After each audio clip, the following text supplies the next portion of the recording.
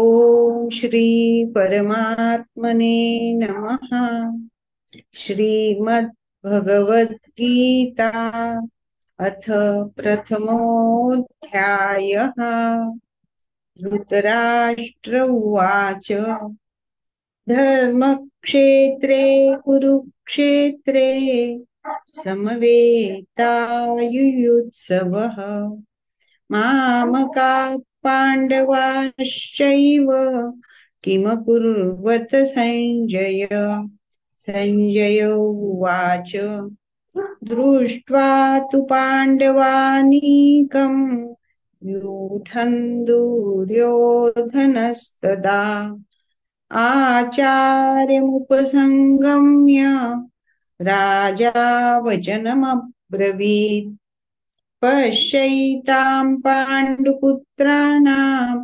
आचार्यमहतीं च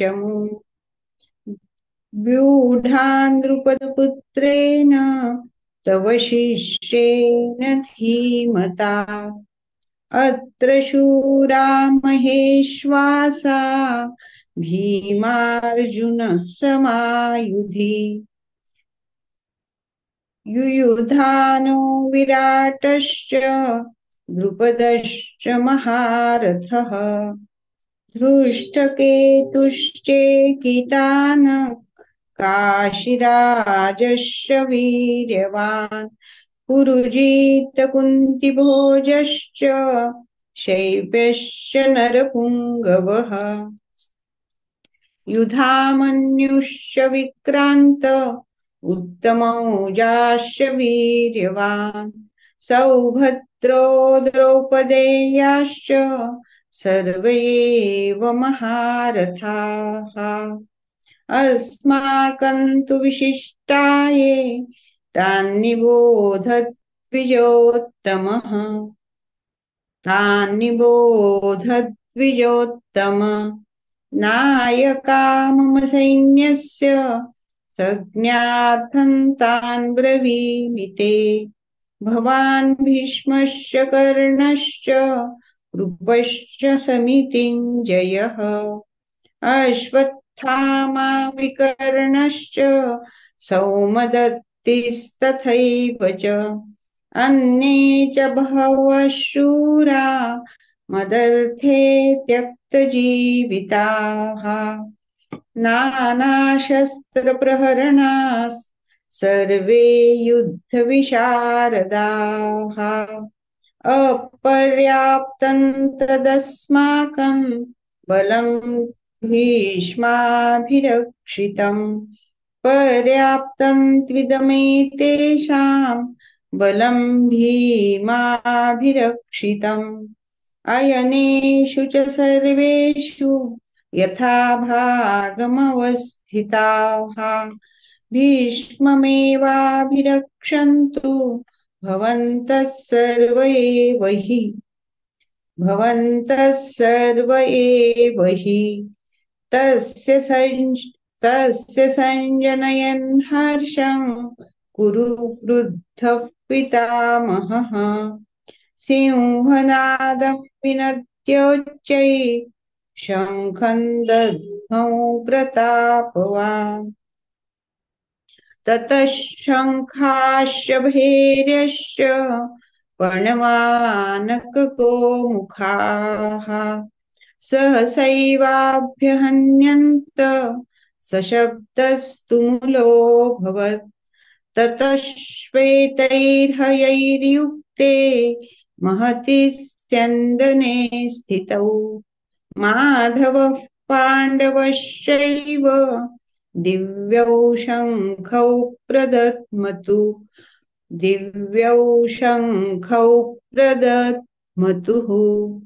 पांशजन्यं हृषीकेशो देवदत्तं धनञ्जय पौण्ड्रं दद्मौ महाशङ्खं भीमकर्मावृकोदरः अनन्तविजयं राजा कुन्तिपुत्रो युधिष्ठिरः नकुलः सह देवश्च सुघोषमणिपुष्पकौ काश्यश्च परमेश्वासः शिखण्डी शिखण्डी च महारथः धृष्टद्युम्नो विराटश्च सात्यकिश्चापराजितः द्रुपदो द्रौपदेयाश्च सर्वशः पृथिवीपते सौभद्रश्च महाबाहुः शङ्खान् दद्मुः पृथक् पृथक् शङ्खान् दद्मुः पृथक् पृथक् शङ्खान् दद्मुः पृथक् पृथक् सघोषोधार्तराष्ट्राणां हृदयानि कारयत् नभश्च पृथिवीं चैव तुमुलो तुमुलो व्यनुनादन् तुमुलो तुमुलो व्यनुनादयन् अथौ व्यवस्थितान् दृष्ट्वा धार्तराष्ट्रान् कपिध्वजः प्रवृत्ते शस्त्रसम्पाते धनुरुद्यम्य पाण्डवः हृषीकेशं तदा वाक्यम् इदमाह महीपते अर्जुन उवाच सेनयोरुभयोर्मध्ये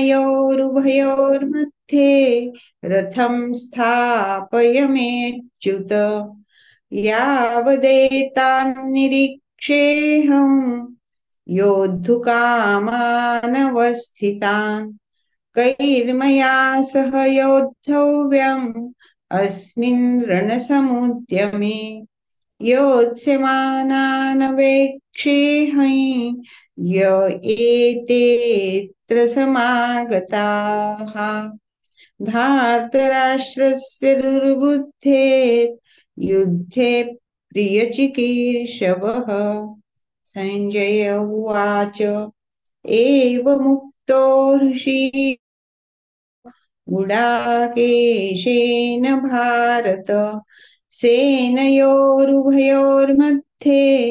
स्थापयित्वा रथोत्तमम् भीष्मद्रोणप्रमुखतः सर्वेषां च महीक्षिताम् उवाच पार्थ पश्यैतान् समवेतान् कुरूनिति तत्रापश्यत् स्थितान् पार्थ पितॄनथ पितामहान् आचार्यान् मातुलान् भ्रातॄन् पुत्रान् पौत्रान् सखींस्तथा श्वशुरान् सुहृदश्चैव सेनयोरुभयोरपि तान् समीक्ष्य स कौन्तेयः सर्वान् बन्धून् अवस्थितान् कृपया परयाविष्टो विषिदन्निदमब्रवीत् अर्जुन उवाच दृष्ट्वेमं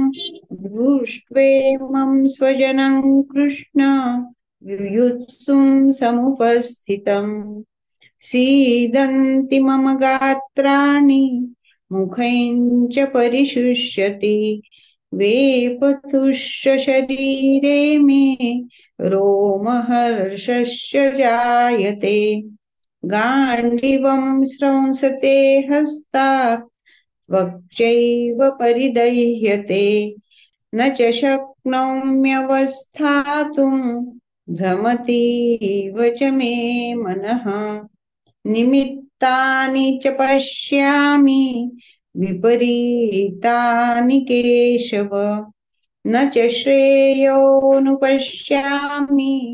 हत्वा स्वजनमाहवे न काङ्क्षे विजयं कृष्ण न च राज्यं सुखानि च किं नो राज्येन गोविन्द किं भोगैर्जीवितेन वा येषामर्थे काङ्क्षितं राज्यं भोगाः सुखानि च तैमेऽवस्थिता युद्धे प्राणांस्त्यक्त्वा धनानि च आचार्याः पितरः पुत्रास्तथैव च पितामहाः मातुलाश्वशुराः पौत्राः सम्बन्धिनस्तथा एतान्न हन्तुमिच्छामि घ्नतोऽपि मधुसूदन अपि त्रैलोक्यराज्यस्य हेतोः किन्नु मही कृते निहत्य धार्तराष्ट्रान्न का प्रीतिः स्यात् जनार्दन पापमेवाश्रयेदस्मान् हत्वैतानाततायिनः तस्मान्नार्हा वयं हन्तुं धार्तराष्ट्रान् स्वबान्धवान् स्वजनं हि कथं हत्वा सुखिनः स्याम माधव यद्यप्येतेन पश्यन्ति लोभोपहत चेतसः कुलक्षयकृतं दोषं मित्रद्रोहे च पातकम् कथं न ज्ञेयमस्माभिः पापादस्मान् निवर्तितुम् कुलक्षयकृतं दोषं प्रपश्यद्भिर्जनार्दन कुलक्षये प्रणश्यन्ति कुलधर्माः सनातनाः धर्मे नष्टे कुलं कृत्स्नम् अधर्मोऽभिभवत्युत अधर्माभिभवात् कृष्ण प्रदुष्यन्ति कुलश्रियः स्त्रीषु दुष्टासु वार्ष्णेय जायते वर्णसंकरः संकरो नरकायैव कुलघ्नानां कुलस्य च पतन्ति पितरो हेशाल् लुप्तपिण्डोदकक्रियाः दोषैरेतैः कुलघ्नानां वर्णसंकरकारकैः उत्साद्यन्ते जातिधर्मा कुलधर्माश्च शाश्वताः उत्सन्नकुलधर्माणां मनुष्याणां जनार्दन नरके नियतं वासो भवतीत्यनुशुश्रूम्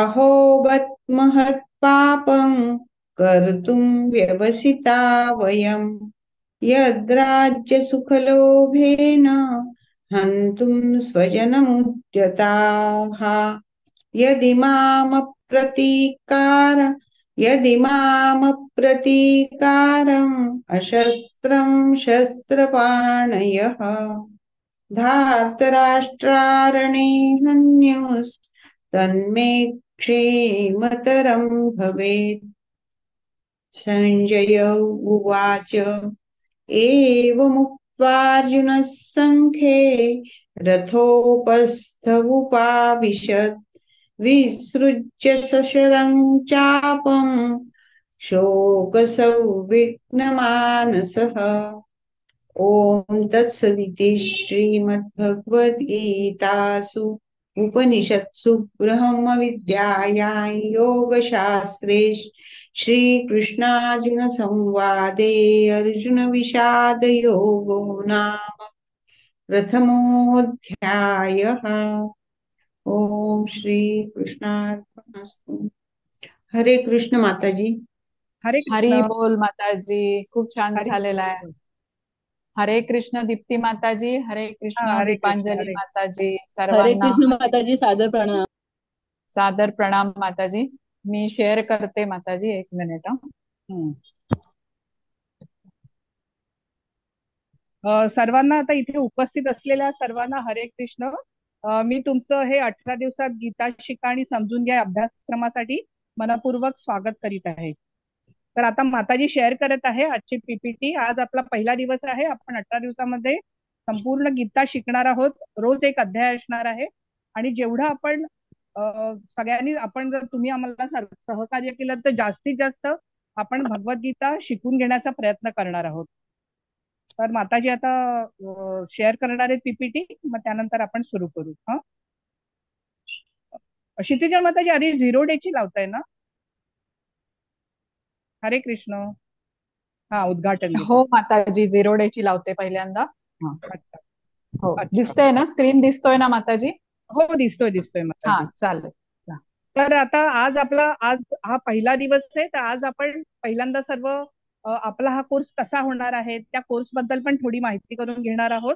तर आधी आणि पूर्ण ही जी भगवद्गीता आहे तिची जी पार्श्वभूमी आहे ती पण आपण आधी जाणून घेऊ.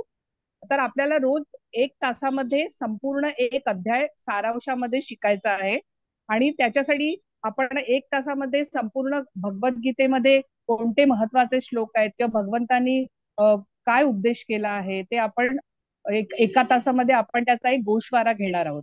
आणि हा जेव्हा कोर्स पूर्ण होईल 18 डेजचा, तर त्यानंतर दर दिवशी तुम्ही जर परीक्षा दिली तर त्यानंतर सेकंड लेवलचा कोर्स असतो, त्याच्यामध्ये प्रत्येक श्लोकाचं आणि त्यातल्या जे महत्वाचे श्लोक आहेत त्यांचं सगळ्यांचं आपण डिटेल अध्ययन करतो.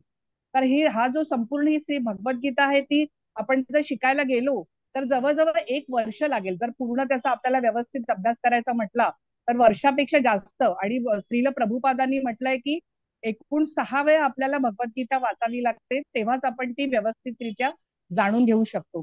तर आपला हा प्रयत्न असा आहे की आपण 18 दिवसामध्ये भगवद्गीतेमध्ये थोडक्यात काय सांगितलंय तर त्याचा आपण एक सारांशाने पाहणार आहोत, की जेणेकरून आपल्याला जेव्हा त्याचा पूर्ण म्हणजे त्याचा जाऊन सखोल अभ्यास करायची वेळ येईल तेव्हा आपल्याला जेव्हा ह्याची बेसिक रूपरेषा माहित असेल तेव्हा आपल्याला तो सखोल अभ्यास करायला त्याची खूप मदत होणार आहे.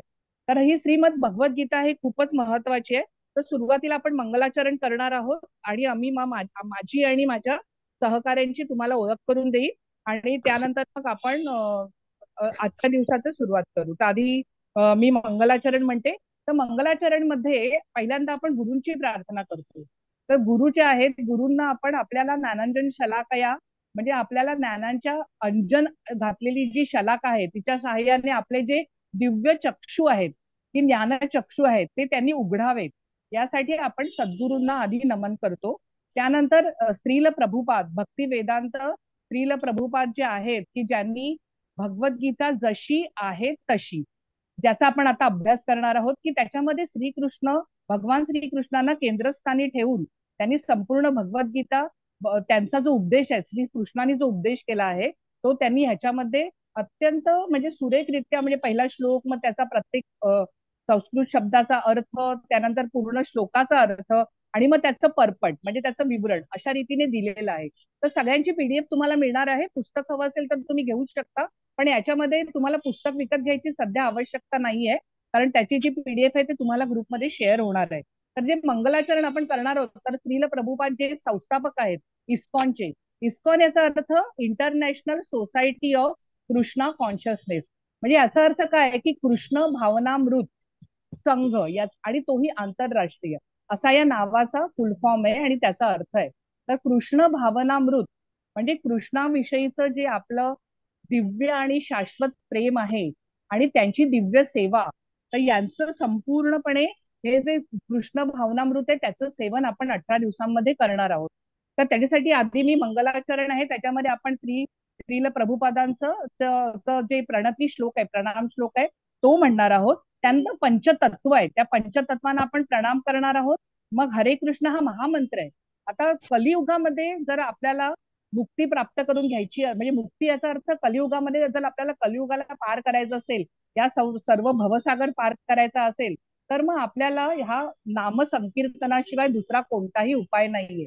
तर त्याच्यासाठी जे नामसंकीर्तन आहे हरे कृष्ण कृष्ण कृष्ण हरे हरे त्याचाही आपण जप करणार आहोत. तर त्याच्यामध्ये श्रीराम श्रीकृष्ण आणि जी आल्हादिनी शक्ती आहे राधा राणी तर तिला हरा असं म्हटलंय. तर श्रीकृष्णांची जी अंतरंग शक्ती आहे तर त्या तिचं वर्णन ह्या दिव्य अशी बीज मंत्र ह्याच्यामध्ये आहेत आणि त्याचं आपण आज आपण त्याचं संकीर्तन करणार आहोत आणि त्यानंतर मग मुख्य विषयाला सुरुवात होणार आहे. तर दरवेळी असंच असणार आहे. पहिलं मंगलाचरण करण्याचा हेतू काय आहे की आपण कुठलीही गोष्ट सुरुवात करतो आता आपण 18 दिवसासाठी करणार आहोत तर आपल्याला आपल्या दैनंदिन जीवनामध्ये 1 तासाचा वेळ काढून कुठलंही विघ्न न येता अगदी सुरळीतपणे आपला जो पूर्ण कार्यक्रम आहे 18 दिवसांचा, तो सुरळीतपणे पार व्हावा यासाठी आपण या सर्वांना नमन करून त्याचा शुभारंभ करणार आहोत.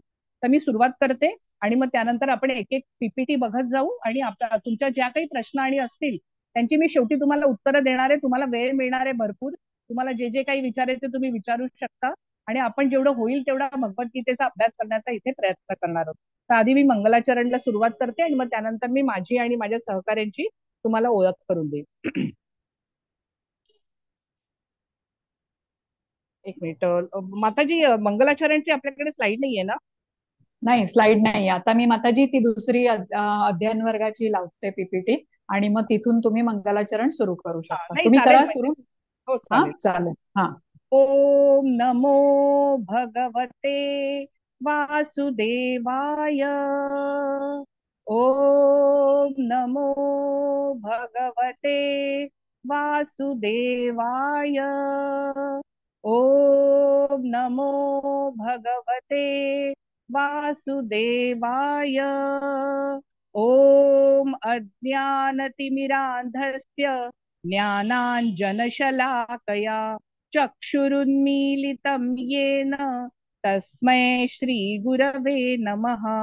श्रीचैतन्यमनोभीष्टं स्थापितं येन भूतले स्वयं रूपः कदा मह्यं ददाति स्वपदान्तिकं. वन्देऽहं श्रीगुरो श्रीयुतपदकमलं श्रीगुरुन् वैष्णवांश्च श्रीरूपं साग्रजातं सहगण रघुनाथान्वितं तं सजीवं साद्वैतं सावधूतं परिजनसहितं कृष्ण चैतन्य देवं श्रीराधा कृष्णपादान् सहगण ललिता श्रीविशाखान्वितांश्च नमः. ओम विष्णुपादाय कृष्णप्रेष्ठाय भूतले श्रीमते भक्ति वेदांत स्वामिन् इति नामिने.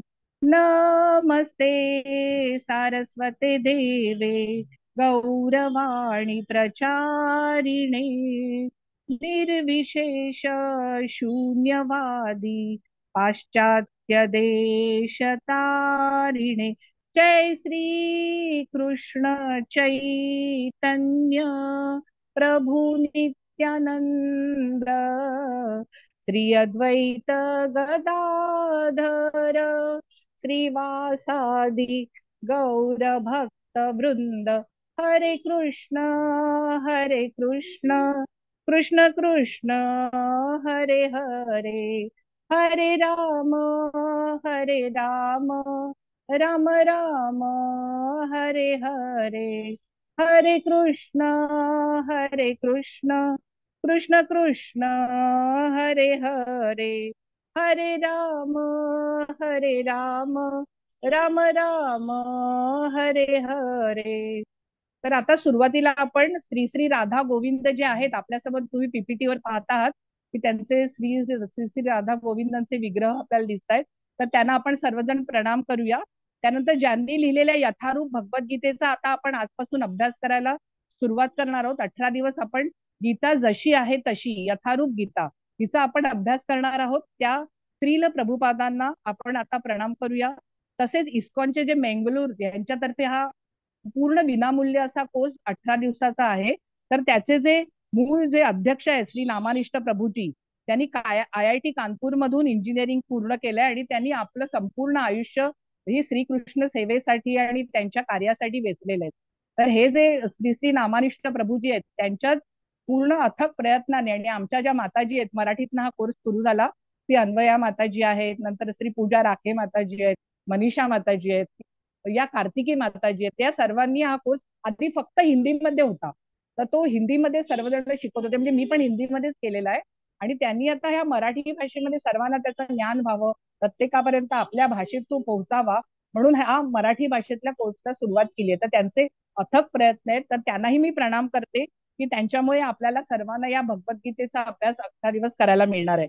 तर आजपासून आपण सुरुवात करणार आहोत. तर मी पीपीटी तुम्हाला सांगणार आहे त्याच्या आधी मी थोडक्यात भगवद्गीतेची माहिती सांगणार आहे. बघा, भगवद्गीतेबद्दल आपल्या सर्वांना काही ना काहीतरी माहिती असते, पण जेव्हा आपण तिचा अभ्यास करायला सुरू करतो तेव्हा त्या बेसिक पासून आपण सुरू करून प्रत्येक गोष्ट आपण त्याच्या हळूहळू तिच्या अंतरंगात शिरत जातो आणि एक एक शब्दाचा, त्याच्या एक एक श्लोकाचा अर्थ जसा आहे तसा मग तो आपण त्याचा अभ्यास करतो. तर अशा रीतीने आपल्याला आधी भगवद्गीतेचं महात्म्य पाहणं खूप आवश्यक आहे. तर पहिल्यांदा भगवद्गीता म्हणजे काय, तर भगवत आणि गीता. तर भगवत सॉरी, आधी मी माझं विसरले, मी आमची क्षितिजा माताजी आणि दीपांजली माताजी आहेत, त्या आपल्या कोहोस्ट आहेत. तर त्या तुम्हाला सर्व काही, त्या पूर्ण काही तुमचे प्रश्न, काही तुम्हाला झूम मध्ये काही प्रॉब्लेम असेल किंवा तुम्हाला परीक्षा देताना काही प्रॉब्लेम येत असतील तर तुमच्या ग्रुपमध्ये त्या आहेत. तर तुम्हाला काहीही लागलं तर त्या क्षितिजा माताजी आणि दीपांजली माताजी या तुम्हाला तिथे म्हणजे तुमचे प्रश्न असतील, तुम्ही ते चॅट बॉक्स आहे आपल्यामध्ये झूम मध्ये, तुम्ही तुमचे प्रश्न टाका किंवा तुम्हाला काही अडचणी येत असतील तर त्या तुम्ही तिथे शेअर करा. आणि एक लक्षात ठेवा की मंदिर जे आहे ते कोणालाही पर्सनल काही डोनेशन साठी वगैरे मेसेज करत नाही. तर असे खूप स्पॅम असतात की ते खूप असे मेसेजेस येतात, तर त्यांना कोणीही काही रिस्पॉन्ड करू नये. जे काही ऑफिशियल आहे ते फक्त इस्कॉन मँगलुरू या त्याचं जे URL आहे त्याच्या थ्रूच होत असतं. तर हल्ली खूप असं चाललेलं आहे, म्हणून मी सर्वांना सावध करू इच्छिते. तर कोणीही तुम्हाला जर प्रायव्हेट मेसेजेस टाकले या संबंधात तर त्याच्यासाठी तुम्ही त्याच्या म्हणजे त्या अनुषंगाने काही करण्याचा प्रयत्न करू नये. तुम्हाला जे काही विचारायचं असेल किंवा जे काही तुम्हाला डोनेट जरी करायचं असेल तर ते इस्कॉन मँगलुरू यांच्या ऑफिशियल जी वेबसाईट आहे त्याच्यावरच करा. तर आम्ही कोणालाही असे काही मेसेज डोनेशन साठी पाठवत नाही. आणि दुसरी गोष्ट, आता मी भगवद्गीतेबद्दल माझी ओळख करून देते मी तुम्हाला. माझं नाव डॉक्टर दीप्ती दाभाडे. मी BMS करून नंतर पोद्दार आयुर्वेद गव्हर्नमेंट महाविद्यालय जे आहे तिथून मी MD केलेलं आहे आयुर्वेदामध्ये. आणि त्यानंतर मी लॉचा म्हणजे LLB चा अभ्यास केलेला आहे. त्याच्यामुळे मी आता हे संपूर्णपणे म्हणजे या श्रीकृष्णाच्या सेवेसाठी, आणि माझी आत्ताच हरिनाम दीक्षा झाली. त्यामुळे माझं आता जे हरिनाम दीक्षेनंतरचे जे नाव आहे ते दीपक प्रिया मोहिनी देवी दासी असं आहे. तर हे करायला खूप मला आनंद वाटतो आणि खूप मला हे करताना खूप खूप म्हणजे मी सांगू शकत नाही की अशा तऱ्हेच्या अनुभूती मला आलेल्या आहेत. त्याच्यामुळे मी स्वतःच्या खुशीने आणि आनंदाने मी ही श्रीकृष्णांची सेवा करते. तर आज आपण आता ह्याचा अभ्यास करूया, आणि मी जेवढी मला माहिती आहे ना तुम्हाला ती आता आपण सारांशानेच पाहणार आहोत. पण जे काही महत्वाची तत्व किंवा सारांश आहे तो आपण इथे पाहणार आहोत. तर आता भगवद्गीता. तर भगवद्गीता तुम्ही समोर बघता आहात की तिथे रथ दिसतोय तुम्हाला, आणि हे जे आहे ते युद्ध क्षेत्र आहे. आता हे जे युद्ध क्षेत्र आहे कुरुक्षेत्र, धर्मक्षेत्रे कुरुक्षेत्रे, तर तिकडे ही गीता घडली आहे हे त्या सर्वांना माहिती आहे. पण त्याचे काही जे पॉइंट आहेत ते मी तुम्हाला पटकन सांगते की आपण त्याचा एक सारांशाने विचार करू. तर भगवंतानी सांगितलेलं गीत. आता गीत याचा अर्थ काय की जे गायलं जातं, जे छंदात बांधलं जातं, जे आपण गाऊ शकतो. कारण जे वृक्ष असे शब्द असतात ते पटकन आपल्या लक्षात राहत नाहीत, किंवा आपण जर गायचा किंवा पाठ करायचा कंठस्थ करण्याचा प्रयत्न केला तर अशा वेळी ते करणं फार कठीण असतं, कारण ते वृक्ष आपण तसं आपल्या पटकन लक्षात राहत नाही. पण जेव्हा ते छंदात किंवा यमकात बांधलं जातं तेव्हा त्यानंतर आपण ते सहजपणे पाठही करू शकतो, आणि ते करताना ते गुणगुणताना त्यातल्या रसाची पण आपण अनुभूती घेऊ शकतो. तर ही जी भगवद्गीता आहे, भगवंतांचं जे गीत आहे ते छंदांमध्ये बांधलंय. ते संपूर्ण भगवद्गीतेमध्ये त्रिष्टुप छंद आणि अनुष्टुप छंद हे दोन छंद आलेत. आणि हे जे छंद आहेत ते छंदांमुळे आता जे छंद आहे त्याच्यामध्ये जे अनुष्टुप छंद आहे त्याच्यामध्ये प्रत्येक एका ओळीमध्ये 8-8-16 अशी अक्षरं येतात, आणि संपूर्ण श्लोकामध्ये एकूण 32 अक्षरं येतात. आणि दुसरा अध्याय आहे त्याच्यानंतर त्रिष्टुप छंदाला सुरुवात होते. तर त्रिष्टुप छंद जे आहे त्याच्यामध्ये प्रत्येक ओळीत 11 अक्षरं, म्हणून एका पूर्ण अर्धालीमध्ये तुम्हाला 22 अक्षरं, आणि असे एकूण 11-11-11-11 अशी 44 अक्षरं. म्हणजे जर तुम्ही गीता बघितली तर प्रत्येक जी अनुष्टुप छंदातला श्लोक जो गीतेचा आहे त्याच्यात 32 अक्षर आहेत, आणि जो त्रिष्टुप छंदातला आहे तर त्याच्यामध्ये 44 अक्षर आहेत. हे दोन छंद भगवद्गीतेत आलेले आहेत. तर ते आपण जसे येतील ते तसं कळतील, पण हे त्या छंदा जे ते तीन दोन छंद आहेत तर त्याच्यामध्ये संपूर्ण गीता सांगितली आहे. आता ही गीता कुठे आली आहे, तर ही महाभारतामध्ये वेदव्यास मुनींनी महाभारताची रचना केली. तर त्याच्यातलं जे भीष्म पर्व आहे त्याच्यामध्ये 25 ते 42 या पर्वामध्ये ही गीतेचा संपूर्ण भगवद्गीता आलेली आहे, म्हणजे महाभारतामधल्या ज्या भीष्म पर्वामध्ये. आता याच्यामध्ये ही जी गीता आहे ती कधी सांगितली गेली, तर आजपासून 5125 वर्ष भगवान श्रीकृष्णांनी जेव्हा त्यांची अवतार समाप्ती केली तेव्हा ते 125 वर्षाचे होते, तेव्हा त्यांनी आपल्या अवताराची समाप्ती केली. आणि त्यांनी जेव्हा अवतार समाप्ती केली त्यानंतर कलियुगाला सुरुवात झाली. म्हणजे भगवद्गीता ही जी आहे ती द्वापार युगामध्ये सांगितली गेली. आता आपल्याला माहिती आहे की 4 युगी, चतुर्युगी 4 युग असतात. संभवामी युगे युगे असं भगवंतानी ग्वाही दिलेली आहे की मी प्रत्येक युगामध्ये म्हणजे मी अवतार घेतो, प्रगट होतो. तर ते जे युग आहेत त्याच्यामध्ये आता आपण जे आहोत ते कलियुगामध्ये आहोत. आणि त्याच्या आधी जे द्वापार युग होतं तेव्हा गीता किंवा महाभारत हे घडलेलं आहे. आणि त्यावेळी जेव्हा भगवंतांनी अवताराची समाप्ती केली श्रीकृष्णानी, तेव्हा त्यानंतर कलियुगाला सुरुवात झाली. तर ही जवळजवळ 5125 वर्षापूर्वी ही घडलेली म्हणजे ही जी पूर्ण भगवद्गीता आहे ती 45 मिनिटात सांगितली गेली आहे वडाच्या झाडाखाली. आणि जे कुरुक्षेत्र आहे, हरियाणाजवळ कुरुक्षेत्र आहे, आणि तिथे प्रत्यक्षात घडलेली गोष्ट आहे. म्हणजे प्रत्यक्षात घडलेली ही जी संपूर्ण महाभारताची कथा आहे ती घडलेली आहे प्रत्यक्ष. आणि ही वडाच्या झाडाखाली ही भगवद्गीता श्रीकृष्णांनी आपला जो सखा आहे, आपला भक्त आहे अर्जुन, त्याला ती सांगितली आहे. आणि हे अर्जुनावरती जे मायेचं आवरण भगवंतांनी घातलं आणि त्यानंतर ही अर्जुनाच्या माध्यमातनं आपल्या सर्वांसाठी सांगितलेली आहे. तर हे संपूर्ण आपण शिकणार आहोत. भगवद्गीता हे योगशास्त्र आहे. आणि हे जे योगशास्त्र आहे आणि श्रीकृष्ण यांच्या आणि अर्जुन यांच्या संवादाच्या रूपामध्ये हे संपूर्ण म्हणजे 4 लोकांचे संवाद याच्यामध्ये आहेत. तर अशा रीतीने संपूर्ण संवादात्मक असं जे योगशास्त्र आहे ते पहिलं ऍक्च्युली 4व्या अध्यायात आपण बघणार आहोत. आणि जी मूळ सुरुवात कधी झाली तर लाखो वर्षापूर्वी भगवंतांनी हे सूर्यदेव विवस्वानांना दिलेलं आहे पहिलं. आणि सूर्यदेव विवस्वानाने ते मनूंना सांगितलं आणि मनूने इश्वाकूना. आता हे संपूर्ण जो योगशास्त्राचा इतिहास आहे लाखो वर्षापूर्वीचा चौथ्या अध्यायात आलेला आहे तेव्हा आपण पाहणार आहोत. पण आपण जेव्हा भगवद्गीता म्हणतो तर तिचा जो काल आहे तो लाखो वर्षापूर्वी हे योगशास्त्र सांगितलं. पण झालं काय की कालोगामध्ये हे हळूहळू लुप्त झालं. आणि जेव्हा ते लुप्त झालं त्यानंतर भगवंतांना ते पुन्हा सांगायची आवश्यकता वाटायला लागली. मग त्यांनी अशी वेळ निवडली, धर्मक्षेत्रावरती जे कुरुक्षेत्र धर्मक्षेत्र आहे तिथे जेव्हा हे युद्ध घडणार होतं तेव्हा सर्व राजे, जवळजवळ भारतवर्षातले सर्व राजे, आपल्या भारत देश आहे त्याला पूर्वीचं नाव इलावृत वर्ष, आपल्या या भारताचं नाव होतं इलावृत वर्ष, आणि नंतर भारत राजावर याला भारत हे नाव दिलं गेलं. हे जे आहे त्यातले सर्व राजा समाविष्ट झालेले. आणि तेव्हा अर्जुनाच्या माध्यमातून आपल्या सर्वांसाठी भगवंतांनी हे योगशास्त्र पुन्हा सांगितलं भगवद्गीतेच्या माध्यमातून. आता याला महत्व का आहे? आपण सर्वजण भगवद्गीतेचा अभ्यास का करतो? कारण भगवद्गीता हे शास्त्र शिकल्यावर अन्य काहीही शिकायची आवश्यकता राहत नाही. तर त्यासाठी हे जे भगवंतांनी सांगितले याचं महत्व असं आहे की भगवंतांनी म्हणजे भग म्हणजे काय तर ऐश्वर. आणि हे जे 6 ऐश्वर्य, आता ही व्याख्या पराशर महामुनींनी केलेली आहे की भगवान म्हणजे कोण, आपण भगवान आहोत का, किंवा कोण अमुक एक व्यक्ती भगवान आहे का, तर नाही. भगवान कोण आहे तर भगवान श्रीकृष्ण हे भगवान. भग म्हणजे 6 ऐश्वर्यानी परिपूर्ण असे जे भगवान श्रीकृष्ण आहे त्यांनी ही गीता सांगितली आहे. ते म्हणतात भगवान उवाच, आपण बघितलंय भगवान उवाच असं येतं, तर ती भगवान श्रीकृष्णांच्या मुखातनं बाहेर पडलेली गीता आहे. आता हे भगवान आहेत कशावर? आता आपल्याला, आपण या युगात राहतो तर आपल्याला सवयच आहे, प्रत्येक ठिकाणी आपण प्रश्न विचारतो की हे का, ते का, हे कशावरून. तर बरोबर आहे. तर अशा वेळी आता ते भगवान काय तर त्यासाठी जर आपण पाहिलं तर आपण जे ब्रह्मदेव आदी जे पितामह आहेत, जे आदी जीव म्हणजे पहिले जे ब्रह्मदेवाने जी सृष्टी उत्पत्ती केली तर ते पहिले आदी जीव किंवा आपल्या सर्वांचे प्रपितामह आहेत.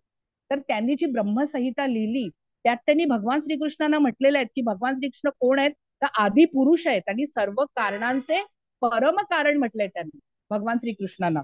तर म्हणून भगवान उवाच म्हणतो किंवा भगवंतांनी, आता इतर जे आपण बघतो बरीच शास्त्र किंवा वेगवेगळ्या गोष्टी, तर भगवंतांच्या मुखातून निघालेलं हे गीतोपनिषद आहे की त्याचा आपण 18 दिवस अभ्यास करणार आहोत. नंतर भगवंतांनी विश्वरूप दर्शन दिलंय अर्जुनाला. आणि लहानपणी जेव्हा ते बालक रूपात होते तेव्हा यशोदा माईला त्यांनी आपल्या संपूर्ण मुखामध्ये त्यांना ब्रह्मांडाचं दर्शन घडवलेलं आहे.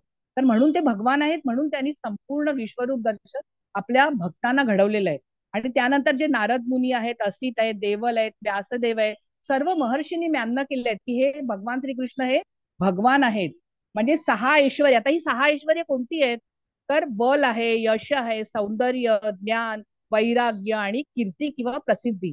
आता जर आपण पाहिलं प्रत्येक व्यक्तीकडे हे थोड्या ना थोड्या प्रमाणात ह्या गोष्टी असतात, पण भगवंतांकडे या 6ही गोष्टी संपूर्णपणे असतात, म्हणून त्यांना भगवान असं म्हटलेलं आहे. तर आपण आजपासून जी भगवंतांची ही जी गीता आपण आता भागवतामध्ये बघितलं, जे भागवत महापुराण आहे 18, आपण 18 अध्याय दिवस जो करतोय आता याचा अभ्यास, या 18 संख्येलाही खूप महत्व आहे. कारण अष्टादश पुराण जी श्री व्यास महामुनींनी सांगितली, तर त्या 18 पुराणा, जशी 18 पुराण आहे तसे 18 अध्याय आहे. हे जे महाभारताचं युद्ध 18 दिवस लढलं गेलं, 18 अक्षोहिणी सेनांमध्ये हे 18 दिवस असं घडलेलं युद्ध आहे. म्हणजे 18 या संख्येला खूप महत्व आहे. 18 पर्व आहेत.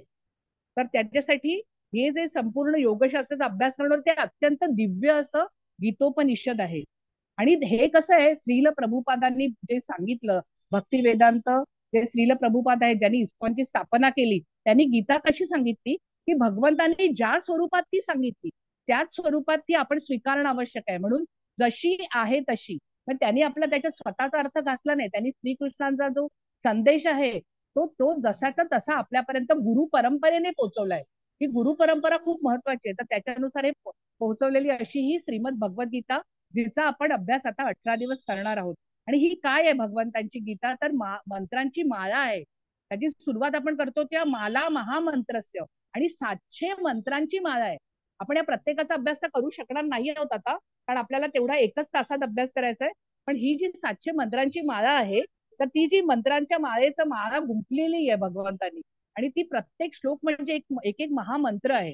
तर त्याच्यानुसार आपण जेव्हा त्याचं त्या श्रीकृष्णांच्या परमात्मा देवतेच्या नित्यर्थ म्हणजे प्रेमासाठी आपण या भगवद्गीतेचा अभ्यास आपण करणार आहोत.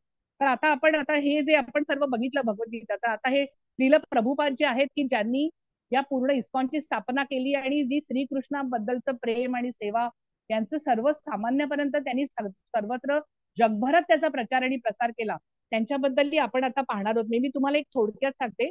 माताजी पुढची स्लाइड लावाल का? हा. तर हे श्रील प्रभुपाद जे आहेत त्यांचा जन्म कलकत्त्याला झाला. त्यांचं नाव होतं अभयचरण डे. तर जे लहानपणापासून त्यांच्या घरामध्ये वैष्णवच होते. त्यांचे वडील होते गौरमोहन डे, हे त्यांचे वडील होते. त्यांच्या आईचं नाव होतं रजनी. तर लहानपणापासून त्यांचा या भक्तीकडे त्यांचा ओढा होता. त्यांनी अगदी छोटे जेव्हा होते ना, तर त्यांनी पुढचा जर तुम्ही फोटो पाहिला तर लक्षात येईल की त्याच्यामध्ये त्यांनी रथयात्रा, लहानपणीच त्यांनी रथयात्रा त्यांनी सर्व लहान मुलांना गोळा करून केली होती. मग त्यानंतर जेव्हा त्यांचं इंग्रजीवरती फार मोठं प्रभुत्व होतं, तर त्यांच्या गुरूंची भेट झाली. श्रील प्रभुपादांचा जन्म हा 1 सप्टेंबर 1896 ला झाला कलकत्ता येथे. आणि जेव्हा त्यांची 1922 साली त्यांचे भक्ती सिद्धांत सरस्वती ठाकूर यांची पहिली भेट त्यांची 1922 साली झाली. तर तेव्हा फक्त ते गुरूंना त्यांच्या भेटलेले. त्यांचा एक मित्र होता नरेंद्रनाथ मिश्र, तो त्यांना त्यांच्या उलटा टांगा इथे तिकडे ते भेटले त्यांना, तिथे तो त्यांना घेऊन गेला. आणि त्यानंतर त्यांनी पाहिलं की ह्या तरुणाची इंग्रजी भाषेवर प्रचंड प्रभुत्व आणि प्रचंड पकड आहे. तर त्याचं संपूर्ण जगभरात जर आपल्याला या श्रीकृष्णाच्या भावनामृताचा प्रसार करायचा असेल, तर हा तरुण अत्यंत योग्य आहे की जो इंग्रजी भाषेमध्ये अगदी सगळ्यातल्या जनमानसापर्यंत आणि संपूर्ण आंतरराष्ट्रीय म्हणजे फक्त आपल्या भारतापुरतं नाही तर इतर सर्व देशांमध्ये यांचा प्रचार आणि प्रसार करू शकेल. हे भक्ती सिद्धांत सरस्वती स्वामींनी त्यांना बघताच ओळखलं. मग ते भक्ती सिद्धांत स्वामी त्यांनी जी दीक्षा दिली आहे, ती 2 दीक्षा आहेत, हरिनाम दीक्षा आणि ब्राह्मण दीक्षा. ती त्यांना 1933 साली दोन्ही दीक्षा त्यांना एकावी झाल्यात. ही पण महत्वाची गोष्ट आहे. आणि जेव्हा पहिली दीक्षा होते हरिनाम दीक्षा, त्यात तुम्हाला नाम दिलं जातं आणि तुम्हाला नाव पण दिलं जातं आणि तुम्हाला मंत्र दिला जातो. पण त्यानंतर जी ब्राह्मण दीक्षा होते, तर त्या ब्राह्मण दीक्षा आहे त्याच्यामध्ये तुम्ही संपूर्ण तुमचं घर, तुमचं पूर्ण आयुष्य जेव्हा श्रीकृष्णच्या भक्तीने आणि प्रेमाने भरून जातं, त्यांच्या सेवेने भरून जातं, त्यानंतर ही ब्राह्मण दीक्षा दिली जाते की तुम्ही प्रत्येक गोष्टीचं, प्रत्येक नियमाचं पालन करता. तेव्हा आता सध्या आपण जी 18 दिवसाची ही शिकतोय त्याच्यामध्ये कोणत्याही नियमांचं काटेकोर पालन करायची काही आवश्यकता नाहीये. आता तुमचे पुढे प्रश्न येतील त्याला मी उत्तर देणार आहे, पण आता ह्याच्या मी बोलण्याचा विषय आला म्हणून सांगते. पण हे जे नियमांचं पालन आहे त्यामुळे त्यांना या दोन्ही दीक्षा एकत्र झाल्या 1933 साली. नंतर 1935 साली ते वृंदावनला गेले आणि त्यानंतर त्यांनी तिथे जाऊन खूप ग्रंथांचं लेखन केलेलं आहे तिथे. आणि त्यांनी तिथे आपल्या ग्रंथांची गुरूंनी आज्ञा केली की तू हे जे ग्रंथ आहेत ते लिही आणि त्याची छपाई कर. मग 1944 साली त्यांनी गुरुच्या आज्ञेने आपलं एक पाक्षिक काढलं, त्याचं नाव बॅक टू गॉड हेड. तर त्याच्यामध्ये त्यांनी हे संपूर्ण हे कृष्ण भावनामृताचा प्रचार आणि प्रसार इंग्लिश भाषेमधून तो सर्व आंतरराष्ट्रीय स्तरावर तो केला जावा यासाठी हे बॅक टू गॉड हेड त्यांनी काढलं. त्यानंतर त्यांना जी भक्ती वेदांत ही पदवी दिली गेली ती 1947 साली दिली गेली. मग त्यांनी त्यांचं लग्न झालेलं राधाराणी दत्त बरोबर. पण त्यांनी असे जे महापुरुष असतात त्यांचं संसारांमध्ये ते संसारही चोख करतात, परमार्थही चोख करतात. आणि ते जेव्हा त्यांनी नंतर मग जेव्हा जेव्हा त्यांनी कार्य करायची वेळ आली तेव्हा 1950 साली त्यांनी आधी वानप्रस्थाश्रम स्वीकारला त्यांच्या वयाच्या 54व्या वर्षी. आणि मग त्यांनी 1959 साली त्यांनी संन्यास घेतला. केशव महाराज म्हणून होते, त्यांच्याकडनं त्यांनी संन्यासाश्रमाची दीक्षा घेतली. आता हे सांगण्याचं महत्वाची गोष्ट काय आहे की आपण यातनं काय घ्यायला पाहिजे की वयाच्या 69व्या वर्षी, 69व्या वर्षी जे श्रील प्रभुपाद आहेत, ते जलदूत नावाचं जहाज होतं 1965 साली, 13 ऑगस्ट 1965. हे तुम्हाला लक्षात ठेवायची गरज नाहीये, पण हे सांगणं का आवश्यक आहे, हा जो कालक्रम असतो की ह्याला आता तुम्ही म्हणाल तर आता श्रील प्रभुपादांनी आपल्या गुरूंची सेवा केली, या कृष्ण भावनामृताचा प्रचार प्रसार केला. 1965 साली जेव्हा ते 69 वर्षाचे होते, तेव्हा एक जलदूत नावाचं मालवाहू जहाज होतं. तिथे ते बसले आणि तिथे ते 70व्या वर्षामध्ये ते 40 दिवस प्रवास करून अमेरिकेला पोहोचले. आणि तिथे त्यांच्या खिशामध्ये पैसे नव्हते. जेव्हा ते त्या मालवाहू जहाजावर जेव्हा ते प्रवास करत होते, तेव्हा त्यांना 2दा हार्ट अटॅक आला. आणि अशा अवस्थेतही तिथे जाऊन पोहोचले. तिथे त्यांची म्हणजे मला तर अक्षरशः भरून येतं की आपण इथल्या इथे जायला विचार करतो, एका ठिकाणाहून दुसऱ्या ठिकाणी. सॉरी. आणि फक्त गुरूंची आज्ञा म्हणून ते आपल्याकडे काही पैसे खिशात नसताना अगदी थोड्याशा पैशाच्या ह्याच्यावर 40 दिवसाचा प्रवास करून त्या काळामध्ये एकटे तिकडे पोहोचले. तिकडे कोणी त्यांच्या ओळखीचे नव्हते आधी सुरुवातीला. मग ते एका ह्याच्यामध्ये अगरवाल म्हणून त्यांच्याबरोबर ते राहिले. तर ते मेणबत्तीच्या ह्याच्यामध्ये लिहायचे पुस्तकं आणि इतर वेळी ते बसायचे आणि त्या हरे कृष्णाचा नाममंत्राचा जप करायचे. तर अशा रीतीने त्यांनी सगळ्यांचं लक्ष आपल्याकडे तिकडे वेधून घेतलं. तेव्हा हिप्पी नावाची जमात होती. बऱ्याच लोकांमध्ये जे म्हणजे तेव्हा सगळ्यांना माहिती की तिकडे म्हणजे आचरणामध्ये त्यांच्या संपूर्ण म्हणजे त्यांचं जे आचरण होतं ते अत्यंत कनिष्ठ याचं होतं. तर त्या अशा सर्व लोकांचं लक्ष त्यांनी स्वतःकडे वेधून घेतलं. ही सोपी गोष्ट नाहीये. आपण तर आपल्या धर्माचं करतच असतो, पण इतर धर्माच्या लोकांना आपल्या केवळ भक्तिभावाने, आपल्या संकीर्तनाने आपल्याकडे खेचून घेणं, आणि तेही एवढ्या वर्षी आणि एकटे असताना आणि आपल्याकडे काहीही नसताना, फक्त त्यांच्या गुरूंची आज्ञा आणि भगवान श्रीकृष्णांचा आशीर्वाद, भगवान श्रीकृष्णांच्या कृपा, या केवळ ह्याच्यावरती त्यांनी हे संपूर्ण कार्य केलेलं आहे. आणि त्यांनी मग न्यूयॉर्क इथे इस्कॉनची स्थापना केली. आणि मग त्यानंतर त्यांनी हळूहळू मग प्रथम रथयात्रा काढली त्यांनी सॅन फ्रान्सिस्को मध्ये 1967 साली. आणि मग नंतर त्यांची एक एक त्यांनी तुम्हाला सांगेल तर 12 वर्ष त्यांनी प्रत्येक देशात भ्रमण केलं. त्यांनी 14 वेळा पृथ्वी प्रदक्षिणा केली आणि 6ही खंडांना त्यांनी भेटी दिल्यात या इतकं वय असताना. तर त्यांचं खरंच म्हणजे त्यांनी जे कार्य केलेलं आहे एवढं प्रचंड आपल्याला वाटतं, पण एवढे जे पाश्चात्य देशातल्या लोकांनी हे सगळं स्वीकारणं आणि कुठल्याही धर्माचा हे न घेता, म्हणजे त्यांच्या धर्मात राहून त्यांनी स्वीकारून सर्व हे आचरण करणं, कृष्णाची भक्ती करणं, हे सर्व काही छोटी गोष्ट नाही. आणि काही स्वतःकडे नसताना केवळ कृष्णाच्या आता इतकी मंदिरं ठिकठिकाणी स्थापना झाली आणि ठिकठिकाणी लोकांच्या कायच्यासाठी म्हणजे त्यांना ज्ञान व्हावं म्हणून पुस्तकांचं छपाई करून त्यांनी पुस्तकांचं वितरण केलं. तर हे त्यांचं कार्य जर म्हटलं तर ते प्रचंड मोठं कार्य, म्हणजे त्याचं आपण म्हणजे सामान्य लोकांना होणं हे शक्य नाही, अशी एवढी त्याच्या दैवी आणि असं प्रचंड मोठं कार्य त्यांनी केलंय. मग 14 नोव्हेंबर 1977 साली त्यांचं कृष्ण बलराम मंदिर वृंदावन येथे निर्माण झालं सकाळी 7:30 वाजता. तर असं अशा रीतीने मी त्यांची माहिती मुद्दामून सांगितली की त्यांनी लिहिलेली जी गीता आहे श्रीमद भगवद्गीता, तिचा अभ्यास आपण करणार आहोत. आणि आता पुढची साईड दाखवा माताजी.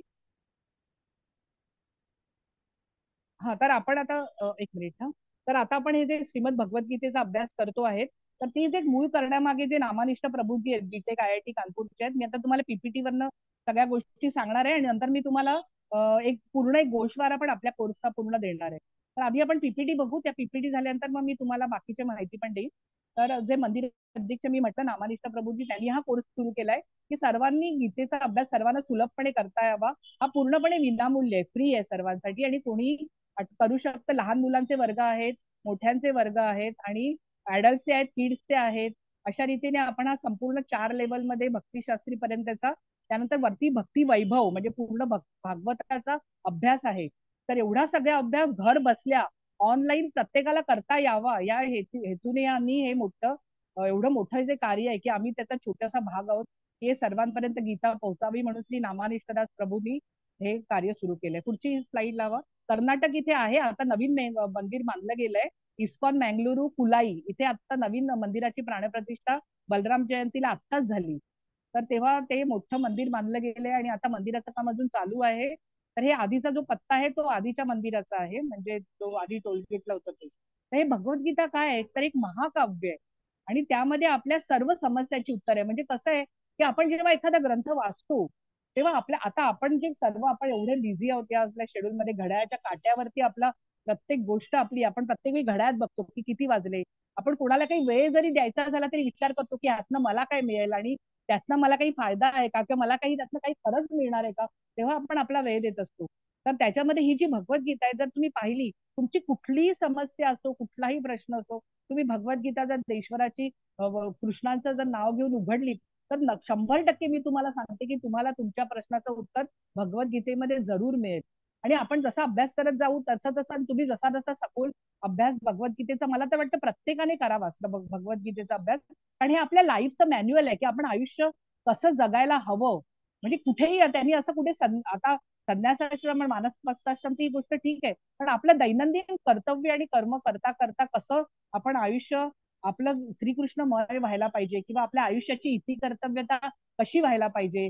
तर हे सर्व काही जर आपल्याला शिकायचं तर भगवद्गीतेच्या अभ्यासातनं आपल्याला, भगवंतांच्या वाणीतनं आपल्याला हे जाणून घ्यायचंय. तर हा एक आध्यात्मिक शब्दकोश आहे, म्हणजे ह्याच्यात सर्व काही आहे, असं काही नाही की इथे नाहीये. पूर्ण वेदांचा अभ्यास, सगळं काही जे जे काही आहे शास्त्र, ते एका गीतेचा अभ्यास केला की आपल्याला माहिती होतं. फक्त एका, आपण आता महात्म्य पाहणार आहोत, पण मी तुम्हाला तेच सांगते की गीतेचं एवढं महात्म्य आहे की ते जर तुम्ही केलं तर तुम्हाला इतर कोणतेही शास्त्र शिकायची गरज राहत नाही. तर सर्वांसाठी प्रेरणादायी पुस्तक आहे, म्हणजे मोठ्या मोठ्या लोकांनी पण भगवद्गीतेचा अभ्यास केलेला होता. तर सगळ्यांनी तो, म्हणजे त्याच्यासाठी असं थोडा कसलीही काही अट नाहीये, कोणीही याचा अभ्यास करू शकतो. पुढची स्लाइड लावा माताजी. तर आता आपण बघतोय की इथे ज्या या मोठ्या लोकांनी, म्हणजे महात्मा आपले जे महात्मा गांधी आहेत, त्यांनी पण ह्या संपूर्ण याचं गीतेचं चिंतन, त्यांनी तर गीतेचं ध्यान आणि हे सगळं काही त्यांनी त्यांनी स्वतः गीतेचा अभ्यास केलेला. तसंच अल्बर्ट आईन्स्टाईन जे आहेत, तर त्यांनी ह्याच्यातनं प्रेरणा घेतलेली की जेव्हा मी भगवद्गीता वाचतो की हे देवाने कसं विश्व एवढं मोठं प्रचंड ब्रह्मांड आहे, ते कसं काय चाललंय बुवा. रोज आपले सूर्य बघतो आपण की सूर्य उगवतो, म्हणजे आपली पृथ्वी प्रदक्षिणा घालतीये. हे सगळं ग्रह फिरतायत प्रत्येक ह्याच्या भोवती, पूर्ण ग्रहमाला आहे. ही प्रकृतीचे मध्ये प्रत्येक गोष्ट चालली आहे, प्रत्येक ऋतू येत आहेत. हे सगळं कसं बिनबोभाटपणे चालू आहे. तर हे सर्व काही ब्रह्मांडाचं कार्य कसं चालू आहे, तर त्यासाठी अल्बर्ट आईन्स्टाईननी सुद्धा या संपूर्ण भगवद्गीतेचा अभ्यास केला. पुढची स्लाइड लावा माताजी. तर आता आपण हे बघितलं की ही जी आपण जाणून घेणार आहोत, हे गुरु परंपरेने जाणून घेणं खूप आवश्यक आहे. कारण हा जो कृष्णांचा संदेश आहे, बघा कसं असतं की जेव्हा एका कानात आपण एखाद्या गोष्ट सांगतो कोणाच्या, म्हणजे आपण एक उदाहरण घेऊया की मी जर कोणाच्या कानात सांगितलं, तर जेव्हा ते एका कानातनं दुसऱ्या कानातनं जाता जाता ते शेवटी तर ते विचित्र पद्धतीने बाहेर पडतं. आपण लहानपणी आपण एक खेळ खेळायचो की कानात एक गोष्ट सांगायची, पण शेवटी जेव्हा ती गोष्ट बाहेर पडते तेव्हा ती विपरीतच झालेली असते.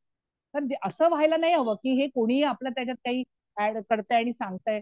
तर ही गुरु परंपरेने जे काही जसं सांगितलंय तसं, तसंच्या तसं हे आपल्या शिष्यांना द्यायचंय. अशा रीतीने ही जी संपूर्ण गुरु परंपरा आहे, आपण बघतो आपण चार्जर लावतो, तर त्याची जर तार तुटली असेल, तर चार्ज होणार नाही, कारण तिथे ती तार तुटली गेली, खंडित झाली आहे, परंपरा खंडित झाली आहे. तर त्याच्यासाठी हे जो पूर्ण गुरु परंपरा आहे, त्या गुरु परंपरेने जेव्हा आपण ज्ञान प्राप्त करून घेतो, तेव्हा हा जो कृष्णाचा संदेश आहे त्या अखंड साखळीतनं तो आपल्याकडे येतो उत्तराधिकाराच्या. मग त्यांनी जे एका गुरुनी आपल्या शिष्याला दिलेलं ज्ञान, मग त्या शिष्याने त्यांच्या शिष्याला दिलेलं, असं हे गीतेचं ज्ञान, गीता जशी आहे तशी असं श्रील प्रभुपादांनी आपल्या सर्वांसाठी उपलब्ध करून दिलेलं आहे. पुढचं हे बघूया. आधी आपण हे पीपीटी बघू, मग आपण प्रत्येक बघणार आहोत गोष्ट. हा गीता एक विशाल ग्रंथ आहे आणि त्याचा आपल्याला पद्धतशीर जर अभ्यास करायचा आहे, तर मी आत्ताच तुम्हाला म्हटलं की आपण 18 दिवसात नाही करू शकत. तर आपल्याला याच्यासाठी आपल्याला जवळ 1 वर्ष सुद्धा कमी पडेल, एवढं हे गीतेचा अभ्यास करणं. आणि ते 6 वेळा गीता वाचणं आवश्यक आहे जर तुम्हाला गीता आपल्या आयुष्यात भिनवायची असेल तर. तर या गीतेच्या सखोल अभ्यासासाठी त्याचा जो पाया आहे, त्या पायासाठी आपण आपला हा जो आता अभ्यास आपण करणार आहोत, की त्याच्यामध्ये आपल्याला जेव्हा तुम्हाला एखादी गोष्ट बेसिक कळते की ह्याच्यात काय आहे, तर हे कळल्यानंतर आपल्या मनाची मनोभूमिका तयार होते की आपल्याला कसला अभ्यास करायचा आहे. तर असं बऱ्याच जण की त्यांना माहितीच नाही की गीता काय आहे किंवा भगवंतांनी अर्जुनाला काय ज्ञान दिलं. तर असं आहे की आपण जेव्हा आपल्याला एक संक्षिप्त रूपात जेव्हा सुरुवातीला कळतं, तेव्हा ते आपण त्याचा विस्तार करत करत त्याचं आपण अगदी असं गूढ आणि असं जे सखोल ज्ञान आहे ते आपण सहजपणे प्राप्त करून घेऊ शकतो. तर त्यासाठी याचा खूप महत्व आहे 18 दिवसाच्या गीतेचा. पुढची माताजी काय आहे? तर आता आपण बघाल तर गीतेमध्ये वेगवेगळे जे श्लोक आलेले आहेत, जे मंत्रमय आहेत, मी तुम्हाला म्हटलं की भगवंतांची वाणी आहे, मग ती सामान्य असेल का? तर नाही, तर ती पूर्ण मंत्रमय असे श्लोक आहेत की आपण जो अभ्यास करतोय तो सामान्य नाहीये. आपण एका वेगळ्या जाणीवेच्या पातळीवरने याचा अभ्यास करणार आहोत. ही दैवी आहे, ही जी वाणी आहे, हे जे श्लोक आहेत हे दैवी आहेत. आणि हे कसे आहेत की भगवान श्रीकृष्ण आहेत त्यांच्या मुखातनं 575 श्लोक आलेत. अर्जुनानी 83 श्लोक सांगितले आहेत. नंतर संजय जे आहेत, आता हे जे आहे, ही जे पहिला अध्याय आपण बघणार आहोत जिथून हे सुरू होतं, धृतराष्ट्र उवाच, धृतराष्ट्रांचा एकच श्लोक आहे आणि संजयांचे जे श्लोक आहेत ते 41 श्लोक आहेत. तर आता हे जे संजय आहेत ते धृतराष्ट्रांचे सचिव आहेत.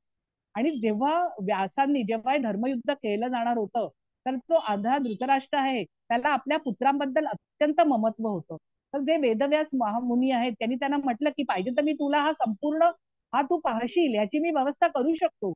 पण धृतराष्ट्र तेवढे मनाने कमकुवत होते आणि त्यांना माहिती होतं की आपण अधर्माच्या बाजूने आहोत, आपले पुत्र अधर्माच्या बाजूने आहेत आणि शेवटी अंतिमतः आपला नाश होणार आहे. तरी पुत्र प्रेमापायी त्यांनी हे सगळं पूर्ण महाभारता म्हणजे जे संपूर्ण ही घटना घडली की त्याने जाणून बुजून सगळीकडे दुर्लक्ष केलं.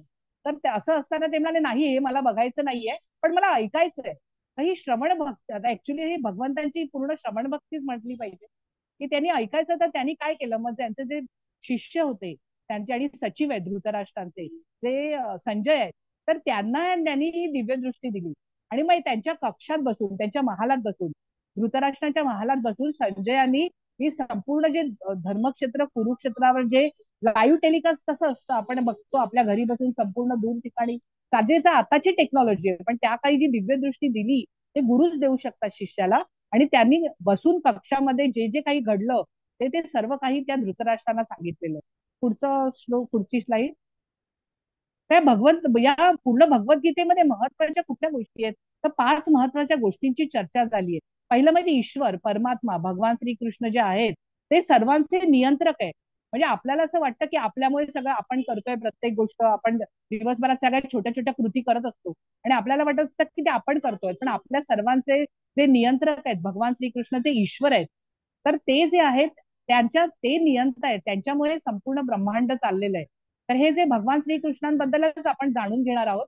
तर भगवद्गीता आपल्याला काय सांगते, तर योगशास्त्र म्हणजे काय, की भगवंतांशी कसं जोडलं जायचंय, भगवंतांशी आपला कसा योग साधला जावा विविध पद्धतीने. म्हणजे कर्मयोग आहे, भक्ती योग आहे, जे कर्माच्या सहाय्याने भगवंतांशी जोडलं जायचंय. मग भक्तीच्या सहाय्याने जोडायचंय. भक्ती 9 प्रकारची आहे. आता हे आपण सर्व पाहणार आहोत. त्या अवस्था आहेत हे एकाच वेळी प्राप्त होत नाही. मी म्हणेन की आता मी लगेच श्रीकृष्णाच्या प्रेमात अगदी अखंड बुडून जाईल, तर तसं घडणार नाहीये. ते घडू शकेल तर तुम्हाला तुमच्यावरती परमात्म्याची पूर्ण कृपा झाली तर. पण ही जी अवस्था आहे ती आपल्याला हळूहळू प्रक्रिया आहे, योगाची प्रक्रिया आहे, त्याच्यानुसार आपण हे सर्व जाणून घ्यायला लागतो.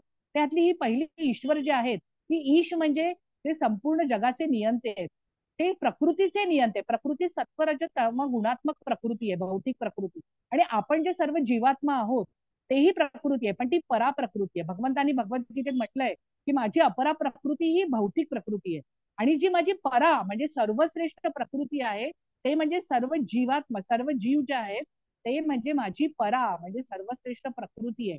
आता हा जो जीव आहे, आपण 84 लाख योनींमधून जो मनुष्य देह आता घेतलेला आहे, तर त्या मनुष्य देहामधनं आपल्याला आपल्या या देहात धारण केल्या आपल्या या जन्माचं कृतकृत्यता करण्यासाठी, त्यासाठी आपल्याला भगवद्गीतेचा आपण जो अभ्यास करतो आहोत.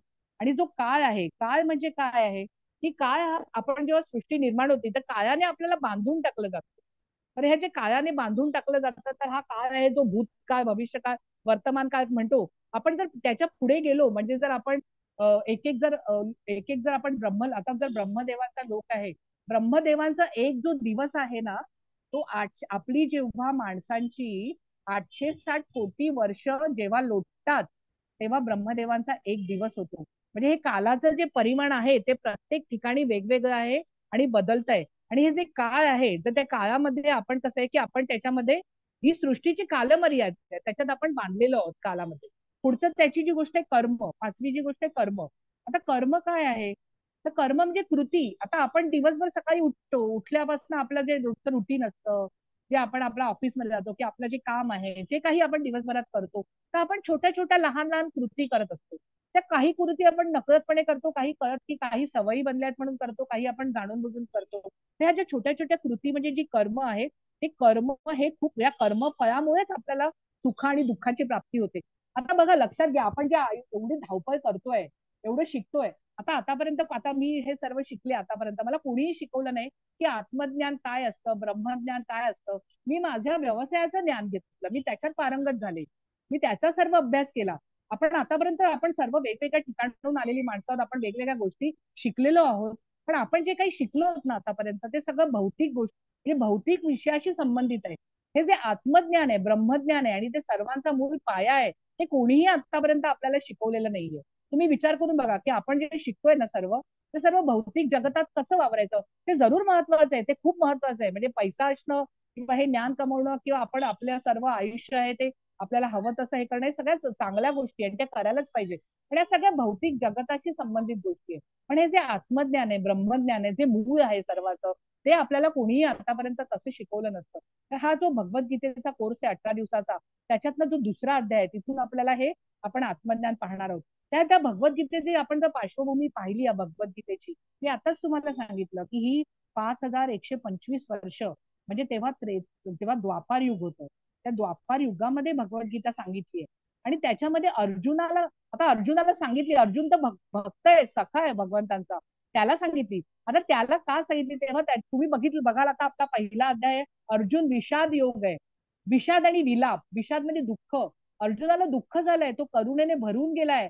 आता करुणेने का भरून गेला, त्याला तो काय घाबरत होता का, आता मी लढणार आहे एवढ्या लोकांची, माझ्या नातेवाईकांची, माझ्या गुरूंची, द्रोणाचार्य त्यांचे गुरु आहेत ते समोर उभे होते, भीष्म पितामह उभे आहेत, त्याचे सर्व बांधव उभे आहेत, वेगवेगळे राजा, त्याचे मित्र, वेगवेगळे नातेवाईक, सगळे त्याच्या विरुद्ध युद्धासाठी उभे आहेत. आणि त्याला माहिती होतं की त्याच्या बाजूने भगवान श्रीकृष्ण आहे, तो जरूर, आपण बघणार आहोत पुढे की त्याला विजयश्री नक्की त्याच्या बाजूने होती. पण त्याला माहिती होतं की त्याचा जय त्यांच्या धर्माच्या बाजूने जय होणार आहे. पण असं असूनही तो करुणेने भरून गेला. त्याचं कारण असं आहे की तो खरा सच्चा, तो भक्त आणि भक्त आहे, तो सखा आहे, तो श्रीकृष्ण त्याचं सख्य भक्तीने प्रेम केलंय. तर आपल्याला भगवद्गीतेचा अभ्यास करायचा असेल ना, तर अर्जुनाचे जे गुण आहेत ते आपल्याला, त्याच्या भक्ताचे जे गुण आपल्यामध्ये आपल्याला मांडवावे लागतील, आणि विनम्रपणे आपल्याला ही भगवद्गीता शिकायची. तर ह्याची ही जी श्रीकृष्णाची जी मांडणी आहे संपूर्ण, की अर्जुनाच्या मनामध्ये ते असामंजस्य निर्माण झालं की मी काय करू. तर तो एवढा त्याच्यामध्ये त्याच्या मनाच्या भूमिका, त्याच्या मनामधल्या भावभावना एवढ्या प्रचंडरित्या झाल्या की त्याने मग अशा वेळी ती जी भगवद्गीता अर्जुनाला सांगावी लागली. आणि हे एक लक्षात घ्यायला पाहिजे, जेव्हा पुन्हा विचारलं अर्जुनाने भगवान श्रीकृष्णाला, कृष्णा तू जी मला सांगितली गीता, तर ती तू आता, मी माझं थोडं लक्षात नाही, तर तू आता मला परत सांगशील का थोडी यातली. तर तेव्हा भगवान श्रीकृष्ण म्हणाले की जेव्हा मी गीता सांगितली ती मी योगयुक्त होऊन तुला सांगितलीये, आताच म्हणशील तर ती तशी तशी सांगणं मलाही शक्य नाहीये. म्हणजे ही भगवद्गीता योगयुक्त होऊन भगवंतानी या धर्मक्षेत्र कुरुक्षेत्र रणांगणावर सांगितलेली आहे. विचार करा, रणांगणावर काय भावभावना असतील सर्व यांच्यामध्ये. तर अशा ठिकाणी सांगितलेली ही भगवद्गीता आहे की सगळ्या जगाचं लक्ष तिच्याकडे वेधलं जावं आणि सर्वांना या योगशास्त्राचा फायदा व्हावा म्हणून सांगितली. आता कृष्णांनी काय केलं, कृष्ण तर तुम्हाला माहिती आहे, आपण आता हे थोडक्यात मी त्याची सांगणार आहे की कृष्ण सारथी होते. जेव्हा लढाईची वेळ आली तेव्हा दोघंही, जे दुर्योधन आणि हे अर्जुन, हे सगळे दोघंही कृष्णाकडे गेले. तर एक त्यांच्या पायाशी बसला आणि एक त्यांच्या डोक्यापाशी बसला. तर अशा वेळी जेव्हा ते उठले तर पायापाशी त्यांच्या अर्जुन होता. तर अर्जुनाकडे पहिलं लक्ष गेलं आणि त्याला म्हणाले तुला काय पाहिजे. तर त्यांच्या डोक्याकडे हा दुर्योधन बसला होता. तर तो म्हणाला अरे वा वा, हे कसं काय, मी तर त्याच्या आधी आलोय, तर तुम्ही आधी मला विचारलं पाहिजे की मला काय पाहिजे. तर ते म्हणाले ठीक आहे, मग तुला काय पाहिजे. तर ते म्हणाले एक तर मी आहे ना, तर माझी नारायणी सेना आहे, एक अक्षोहिणी एवढी नारायणी अजेय सेना आहे भगवान श्रीकृष्णांची. तर तेव्हा दुर्योधनाने ती सेना निवडली, एक अक्षोहिणी नारायणी सेना. आणि अर्जुनाला तर हेच हवं होतं, त्याला त्या भगवान श्रीकृष्णांचीच अपेक्षा, त्याला नारायणी सेनेपेक्षा भगवान श्रीकृष्ण हवे होते. आणि त्यांनी त्याचा पार्थ सारथी आहे त्यांचं नाव आहे, कारण पृथ्वीचा पुत्र तो, ते अर्जुन त्यांचे जे सारथी भगवान श्रीकृष्ण, तर त्यांनी त्याचा रथ चालवलाय. तो रथ पण अजय होता, अग्नी देवतेने दिलाय. त्याची गोष्ट आहे ती मी तुम्हाला सांगणारच आहे. म्हणजे त्याचं ही जी गोष्ट आहे ते, त्याच्यामध्ये अग्नी जी देवता आहे, तर त्या अग्निदेवतीने एक श्वैतकीचा यज्ञ झाला. तर त्यांनी 12 वर्ष ते यज्ञामध्ये आहुत्या देतात ना घृताच्या, तर त्या अग्निदेवतेने 12 वर्ष घृताचं पान केलं. तर त्याच्यामुळे त्यांना तृप्ती झाली, पण त्यांना अपचन झालं. ते एवढं तूप कोणाला पचणार आहे. तर अग्निदेवतेलाही त्याचं अपचन झालं. मग त्यांनी काय केलं, ते ब्रह्मदेवाकडे गेले आणि त्यांनी सांगितलं की बघा, मला तर एवढं अपचन झालं, तर मी काय करू, मला तुम्ही काहीतरी उपाय सांगा याच्यातनं बरं होण्याचा. तर मग अशा वेळी ब्रह्मदेवाने त्यांना सांगितलं, हे बघ अग्निदेवा, तू ते खांडव वन आहे ना, जर तू भस्मसात केलंस, तर मग तुझी ही जी अपचन आहे, तुझं जे पोट बिघडलंय तेवढं तूप 12 वर्ष खाऊन, तर ते तुझं अपचन लगेच नष्ट होईल. तर अग्नीने किती वेळा प्रयत्न केला, की त्यांना खांडववन जाळण्यासाठी त्याने कितीतरी वेळा प्रयत्न केला, की ते त्याचं अपचन जे अरुची आहे ती बरी व्हावी. पण इंद्र जे होते, त्यांनी ते सर्व जनावरांच्या रक्षणासाठी आणि तक्षक नागाच्या याच्यासाठी त्या खांडववनाचं ते रक्षण करत होते, तर ते जळू दिलं नाही. मग अग्निदेवता पुन्हा ब्रह्मदेवाकडे गेले आणि त्यांनी विचारलं, तर मी काय करू, ते तर मला, तर मी किती प्रयत्न केला, मी खांडववन काय जाळू शकत नाहीये. मग ब्रह्मदेव म्हणाले, की अर्जुन आणि कृष्ण आहे ना, ते खांडववनाच्या जवळ बसले आहेत, तर तू त्यांची प्रार्थना कर. मग तू त्यांची प्रार्थना केली ना, की मग ते त्यांच्या कृपेनेच काय ते घडेल. मग हे जे आहेत ना अग्निदेवता, मग ते तिकडे जाऊन त्यांना विनंती केली खांडववनाची. मग अशा वेळी तेव्हा त्यांनी अर्जुनावर त्याची कृपा केली आणि त्यांनी त्यांचा जो रथ होता अग्निदेवतेचा, तो रथ त्यांनी दिल्यानंतर त्यांनी धनुष्य दिलं त्यांना. गांडीव धनुष्य, अजय धनुष्य आहे ते, आणि अक्षय बाणांचा भाता हा त्यांना दिलेला आहे. अर्जुन म्हणजे अर्जुन हा अजय होता.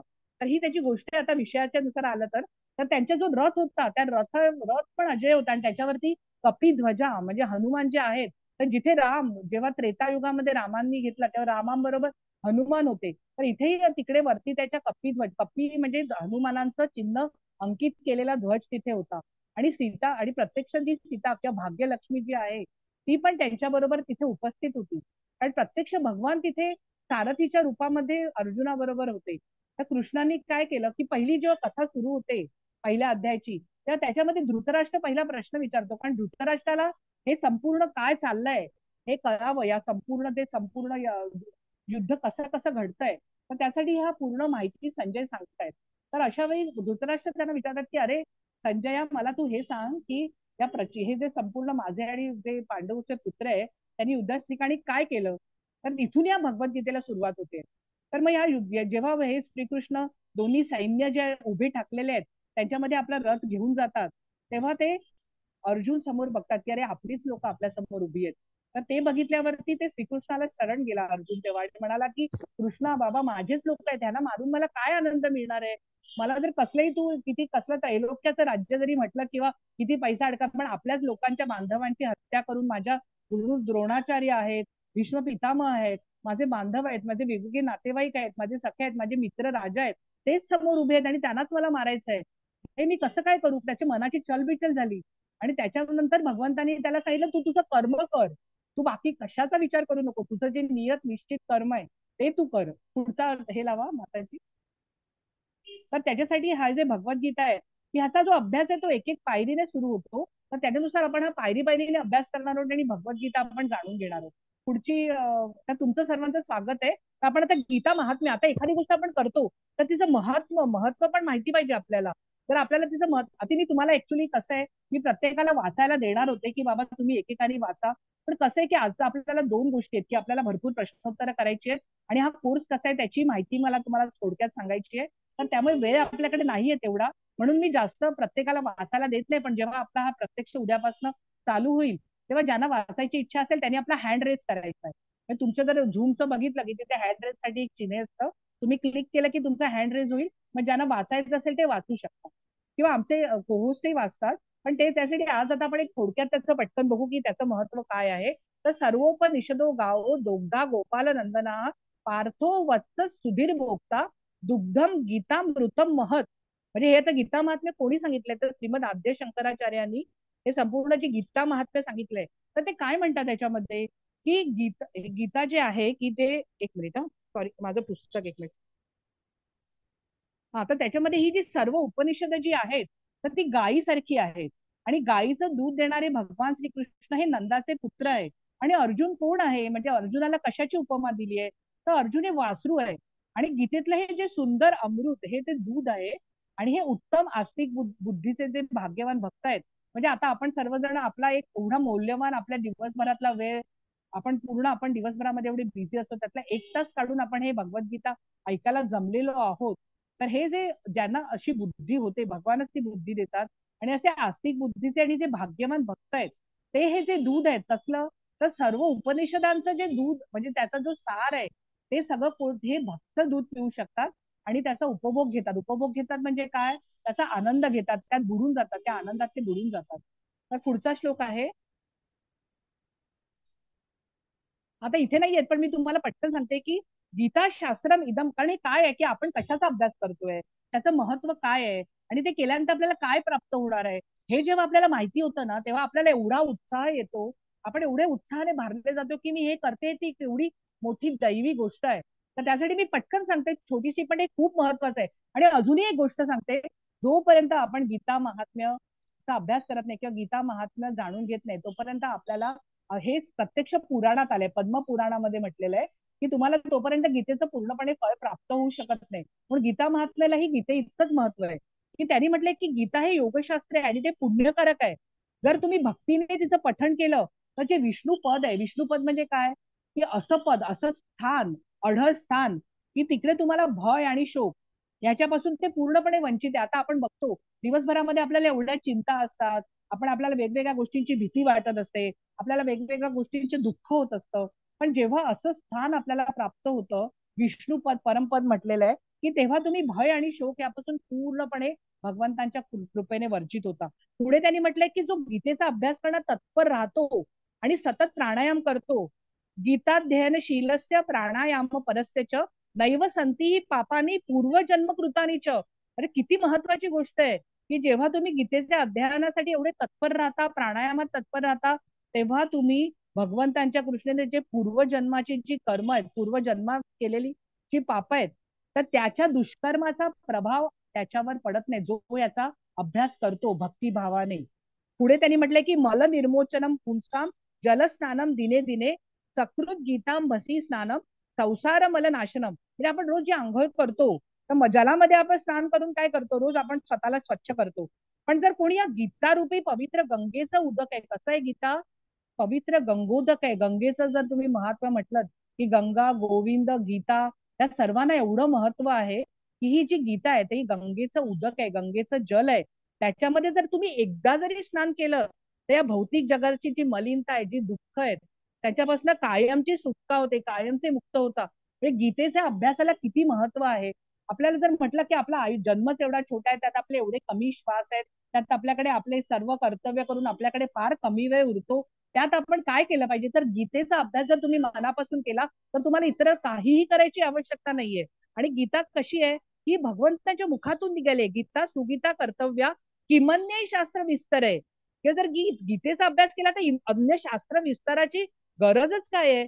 या स्वयं पद्मनाभस्य मुख पद्मात विनिश्रुता, गीता ही प्रत्यक्ष भगवंतांच्या मुखातून निघाली आहे आणि ती वाचली की अन्य कुठलंही शास्त्र, हे प्रत्यक्ष भगवान आद्य शंकराचार्यांनी सांगितलंय की तुम्ही गीता वाचली भगवंताच्या मुखातून सांगितलेली, की तुम्हाला अन्य कोणतेही शास्त्र वाचण्याची आवश्यकता नाहीये. तुम्ही केवळ भगवद्गीतेचं ध्यानपूर्वक श्रवण आणि पठण करा. आणि पुढे त्यांनी म्हटलंय की जो गंगाजलाचं पान करतो तो मुक्त होतो, आणि जो गीतारूपी गंगाधोकाचं पान करतो, म्हणजे त्याचा श्रवण करतो, त्याचं पठण करतो, त्याचं ध्यान करतो, त्याचा अर्थ जाणून घेतो, त्याचा पुनर्जन्म होत नाही. गीता गंगोदकम पित्वा पुनर्जन्म न विद्यते, पुन्हा जन्म होणार नाही. आणि हे कोणाच्या मुखातून बाहेर पडलंय, विष्णोर वक्त्रादी विनिश्रुतम, प्रत्यक्ष भगवान विष्णूच्या मुखातून बाहेर पडलेलं आहे की पुनर्जन्म नाही, तुम्ही जर एकदा गीतेच्या या महाभारतातील अमृताचं पान केलं. आणि पुढे जरी म्हटलंय, हे सर्वात महत्वाचं श्लोक आहे, एक शास्त्र देवकी पुत्र गीतमेको देवो देवकी पुत्र एव एको मंत्र तस्य नामानी यांनी कर्मा एकम तस्य देवस्य सेवा. म्हणजे काय की आजच्या युगात, या कलियुगामध्ये एक शास्त्र, एक देव, एक धर्म आणि एक दृष्टिकोन, म्हणजे संपूर्ण भगवद्गीता हे सगळं जगाचं शास्त्र आहे, फक्त आपल्यासाठी नाहीये. हे जगामध्ये कसं जगावं किंवा कशी इति कर्तव्यता करावी यासाठी हे पूर्ण एक शास्त्र, जे सगळ्या जगासाठी असं शास्त्र आहे. भगवान श्रीकृष्ण हे एक देव आहेत आणि हा एकच महामंत्र आहे की हरे कृष्ण कृष्ण कृष्ण हरे हरे हरे राम राम राम हरे हरे. हा केवळ हरेर नाम हरेर नाम केवलम, गती नास्ती अन्यथा. म्हणजे कुठलीही गती नाही या कलियुगामध्ये. तुम्ही केवळ एका नामाचं स्मरण करा, या कलियुगामध्ये केवळ हरिनामाचं संकीर्तन करा, असं म्हटलेलं आहे. तर पुढचं त्याचं जे आहे, माताजी पुढचा लावा स्लाइड. तर हा जो अर्जुनाचा विलापाचा योग आहे, तर तुम्ही बघा की सुरुवात जी होते त्याच्यामध्ये ही जे भगवान जे आहेत, तर ते जो रथ नेऊन उभा करतात, तेव्हा तुम्ही बघा डोक्याला हात लावलेला अर्जुन तुम्हाला दिसतोय. तो म्हणतो आता मी काय करू, आता मी तर एवढे सगळे माझे लोक आहेत, तर मी काय करू, आता मला तो दयेने भरून गेलाय, मी हे सगळं जिंकलो, उद्या हे संपूर्ण युद्ध, पूर्ण त्रिलोकाचं साम्राज्य जरी मिळालं, त्या सर्व काही मला प्राप्त झालं, तरी पण हे जर लोक नसतील आणि ह्यांचाच वध जर माझ्या हातून होणार असेल, तर पुढे मी हे घेऊन याचा मला काय फायदा आहे कृष्णा. पुढची स्लाइड लावा माताजी. तर धृतराष्ट्र उवाच, हा पहिला श्लोक आहे. धर्मक्षेत्रे कुरुक्षेत्रे समवेता युयुत्सवः मामका पांडवाश्चैव किम कुर्वत संजय. तर त्याच्यामध्ये धृतराष्ट्राने विचारलं की अरे बाबा, अरे संजया, मला सांग की या धर्मक्षेत्र कुरुक्षेत्रावर जे चाललेलं आहे, युद्धासाठी जे एकत्र आलेले आहेत माझे पुत्र, कोणामध्ये युद्ध घडणार होतं? कौरव आणि पांडवांमध्ये. म्हणजे धृतराष्ट्राचे पुत्र धार्तराष्ट्र, म्हणजे कौरवांना धार्तराष्ट्र असं म्हटलं जातं, तर ते सगळेच कुरुवंशाचे आहेत. पण त्यांनी त्याला पांडवांना पांडुपुत्र म्हणून त्यांनी कुरुवंशापासून पूर्ण वेगळं केलं या धृतराष्ट्राने. आणि त्यांना विचारलं की ह्या पवित्र धर्मक्षेत्रावर एकत्रित आल्यावर आणि माझ्या आणि पांडूच्या पुत्रांनी काय केलं. आता पुढे तुम्ही बघाल तर तुम्हाला दिसेल की एक दूध आहे, ते त्याच्यापासून पनीर काढताना त्याच्यापासून तुम्ही खाली बघाल की रसगुल्ले बनवलेत. तर ही एक प्रक्रिया आहे, दुधापासून पनीर बनवून त्यापासून हे जे उत्तमोत्तम मिठाई बनवण्याची, तशीच योगाची प्रक्रिया आहे, त्याची त्या प्रक्रियेतनं जावं लागतं. आणि जेव्हा या योगशास्त्राच्या प्रक्रियेतनं आपण जातो आणि भक्त बनतो, एकेका पायरीवर उन्नत होत जातो, तेव्हा मग आपण एकेका ह्याच्यातनं संसारातनं, जसं बघा की पनीर आणि पाणी कसं वेगळं झालंय, तसं संसारात राहूनही आपण त्याच्यापासून मनातून वेगळे होऊन जातो. तर एवढं हे महत्वाची योगिक प्रक्रिया आपण बघतोय समोर की कसं पनीरापासून बनलेलं आहे. तर अशीच हे पूर्ण ही योगिक प्रक्रिया या श्लोकापासून सुरू होते. तर आता त्यांनी जे पुढचा तिसरा श्लोक आहे, आता ह्याच्यामध्ये सुरुवात जी होते, आता जर तुम्ही बघा धृतराष्ट्राने विचारलंय, म्हणजे सुरुवात आता संजय कोणापासून करणार, तर दुर्योधनापासून. कारण धृतराष्ट्राला सर्वात कसली इच्छा आहे की माझा पुत्र काय करतोय, माझे पुत्र त्यांचा विजय होणार का, ते लढणार का, की ते समजा युद्धापासून परावृत्त तर होत नाहीये ना. केवढा राज्याचा लोभ, केवढा पुत्राचा लोभ, आणि तो प्रत्यक्ष आंधळा तर होताच, तो आपल्या बुद्धीने आणि ज्ञानाने पण आंधळा होता की त्याला आपल्या पुत्राशिवाय, त्याच्याशिवाय काही सुचत नव्हतं. तर जेव्हा संजयने सांगितलं तेव्हा त्यांनी सुरुवात कशापासून केली, तर त्यांनी सांगितलं की दुर्योधन, संजय काय म्हणाला की हे राजा, या जे सेवाची व्यूहरचना आहे, तेव्हा कसं होतं की जेव्हा सैनिकाची व्यूहरचना केली जायची, जे पक्षासारखा व्यूह बनवायचे, चक्रासारखा व्यूह बनवायचे, त्याच्यामध्ये असे सगळे सैनिक उभे राहायचे आणि त्या व्यूहामध्ये मग एक एक सैनिक असे त्यांची लढाई व्हायची. म्हणजे काही चालणारे असायचे, काही हत्तीवरचे होते, काही घोड्यांवरचे सैनिक होते. तर असे ते रथ, प्रत्येकाचा हत्ती दळ, पायदळ, नंतर असं त्यांची ती पूर्ण सेहाची एक व्यूहरचना होती. आता सर्वांचे गुरु द्रोणाचार्य होते, त्यांनी सर्वांना हे युद्धाचं ज्ञान कोणी दिलं होतं, तर गुरु द्रोणाचार्यांनी दिलेलं. तर त्याच्यामध्ये आता हा त्यांच्याकडे गेला आणि जे पांडव होते त्यांचा द्रुपद पुत्र, म्हणजे विराटाचा पुत्र जो होता, की द्रुपद पुत्र जो होता, तर त्याने, ह्या द्रुपद पुत्राने ही पांडवाच्या सैन्यात जी होती त्याचा व्यूहाची रचना केलेली. तर ह्याच्या मागे ही गोष्ट आहे. म्हणजे द्रुपद सर्वांना माहिती असेल, द्रौपदीचे जे पुत्र, पिता होते द्रुपद, तर त्यांचं जे द्रोणाचार्य होतं त्यांच्याशी राजनैतिक वैर होतं आणि त्यांचं भांडण झालं होतं. ते एवढं विकोपाला गेलं होतं त्यांच्यातलं वैर की त्यांनी एक मोठा यज्ञ केला द्रुपदाने. आणि त्यांनी सांगितलं की मला असा पुत्र मिळावा, म्हणजे आता हे काय आपण ईश्वराची लीला म्हणायची की आता हे सर्व या कथा आहेत की त्यांनी यज्ञ कशासाठी केला, तर द्रोणाचार्यांचा वध करू शकेल असा पुत्र मला मिळावा. तर द्रोणाचार्यांना माहिती होतं की ह्यांचा जो पुत्र आहे त्याच्याकडून आपला वध होणार आहे. तर तरी सुद्धा त्यांनी पूर्ण जी युद्धाची विद्या होती ती त्यांनी, त्या द्रुपद पुत्र जो दृष्टद्युम्न आहे, हा दृष्टद्युम्न कोण होता, तर पांडवांचा तो सेनापती होता. तर त्यांनी ही पूर्ण विद्या, युद्धाची विद्या त्याला दिलेली आणि त्याच्या हा दृष्टद्युम्नाच्या हातून गुरु द्रोणाचार्याचा वध झालेला आहे. आता हा तिसरा श्लोक तुमच्या समोर जो आहे, तर त्याच्यामध्ये असं आहे की या सैन्यामध्ये भीम आणि अर्जुन, आता हे सर्व दुर्योधन जो आहे तो सांगतो आहे, कोणाला सांगतोय की तो गुरु द्रोणाचार्याकडे जातो आणि त्याला म्हणतो बघा ही सेना बघा. त्याला म्हणण्यामागचा हेतू पण होता की गुरु द्रोणाचार्याला त्यांना चेव आणायचा होता. बघा जेव्हा युद्ध करायचंय, आता द्रोणाचार्य आणि भीष्म पितामह यांना, पांडवी त्यांचे होते, कौरवी त्यांचे होते, त्यांना दोघांनी त्यांनी दिलेलं आहे शिक्षण, त्यांना लहानपणापासून त्यांचं संपूर्ण त्यांनी म्हणजे त्यांचा समोर पाहिलेलं आहे मोठं होताना, तर दोघांबद्दलही प्रेम आहे. तर दुर्योधनाला काय वाटत होतं की गुरु द्रोणाचार्यांना चेव यायला हवा की त्यांचा हा जो दृष्टद्युम्न आहे, द्रुपदाचा पुत्र, द्रोणाचार्यांच्या हत्येसाठी मागून घेतलेला आहे. तर त्याने ही व्यूहरचना केली आहे, म्हणजे तो त्यांना उचकवत होता की बघा लढायला त्यांच्यामध्ये, की त्यांनी लढावं यांच्या विरुद्ध, आणि त्याला जिंकायचं होतं, त्याला राज्य जिंकायचं होतं, त्याला बाकी काही दिसत नव्हतं. तर त्याच्यासाठी की मी बघा ही कौशल्याने कशी त्या द्रुपद पुत्र दृष्टद्युम्न जो आहे ना, त्यांनी कशी रचली आहे बघा, विशाल पांडव सेना पहा, असं तो आपल्या ह्यांना द्रोणाचार्याला सांगतोय. पुढचं नाव. हा. तर आता मध्ये जे श्लोक येतात, पण आपला काय प्रत्येक श्लोक आपण घेणं शक्य नाही, तर मध्ये ह्याच्यामध्ये काय होतं की जेव्हा तो द्रौपद ह्यांना द्रोणाचार्यांना सांगतो की बघा सेना, मग तो सांगतो वेगवेगळे कोण कोण आहेत सेनेमध्ये, या पांडवाच्या सेनेत कोण कोण रथी महारथी आहेत, आणि त्या दुर्योधनाच्या म्हणजे माझ्या सैन्यामध्ये कोण कोण रथी महारथी, त्यांची नावं सांगतो. आणि मग तो भीष्म पितामहांना सांगतो की सर्वांना सांगतो की भीष्म पितामहाचं तुम्ही रक्षण करा, कारण ते सेनापती होते कौरवांचे, आणि पांडवाचा सेनापती द्रुपद पुत्र धृष्टद्युम्न होता. तर एवढं सगळं झाल्यावरती बघा आता कसं असतं, युद्धाची जेव्हा वेळ येते तेव्हा तेव्हा एक शंख फुंकला जातो. तर शंख हा अत्यंत मंगलमय असा आहे, आणि जेव्हा शंख फुंकतात तेव्हा त्याच्यातनं जी वीरश्री प्रत्येकामध्ये संचारते. आता ह्याच्यामध्ये जेव्हा आरतीच्या आधी पण 3 वेळा शंख फुंकला जातो, आणि प्रत्येकाचा एक वेगवेगळा शंख होता, त्या शंखांची पण नावं आहेत. तर हा जो शंखाचा निनाद आहे, तो जेव्हा युद्धभूमीवरती शंखाचा निनाद केला जातो, सर्व शस्त्रांनी सर्व वाद्य आहे ती सर्व वाद्य वाजवली जातात एकत्रितपणे, आणि तो वाद्यांचा जो संपूर्ण कल्लोळ असतो त्याच्यामुळे प्रत्येकाच्या मनामध्ये ही जी वीरश्री आहे ती त्याच्या मनामध्ये प्रत्येकाच्या संचारते. तर आता जो पांचजन्य शंख आहे तो ऋषिकेश म्हणजे भगवान श्रीकृष्णांचा होता, अर्जुनाचा होता देवदत्त शंख, भीम जो आहे त्याचा पौंड्र होता, युधिष्ठिराचा अनंत विजय होता, आणि नकुलाचा सुघोष, आणि सहदेवाचा मणिपुष्प. ही शंखांची नावं आहेत. हे आता पुढे ते आलेले जे श्लोक आलेत ना त्यांच्याबद्दल सांगते.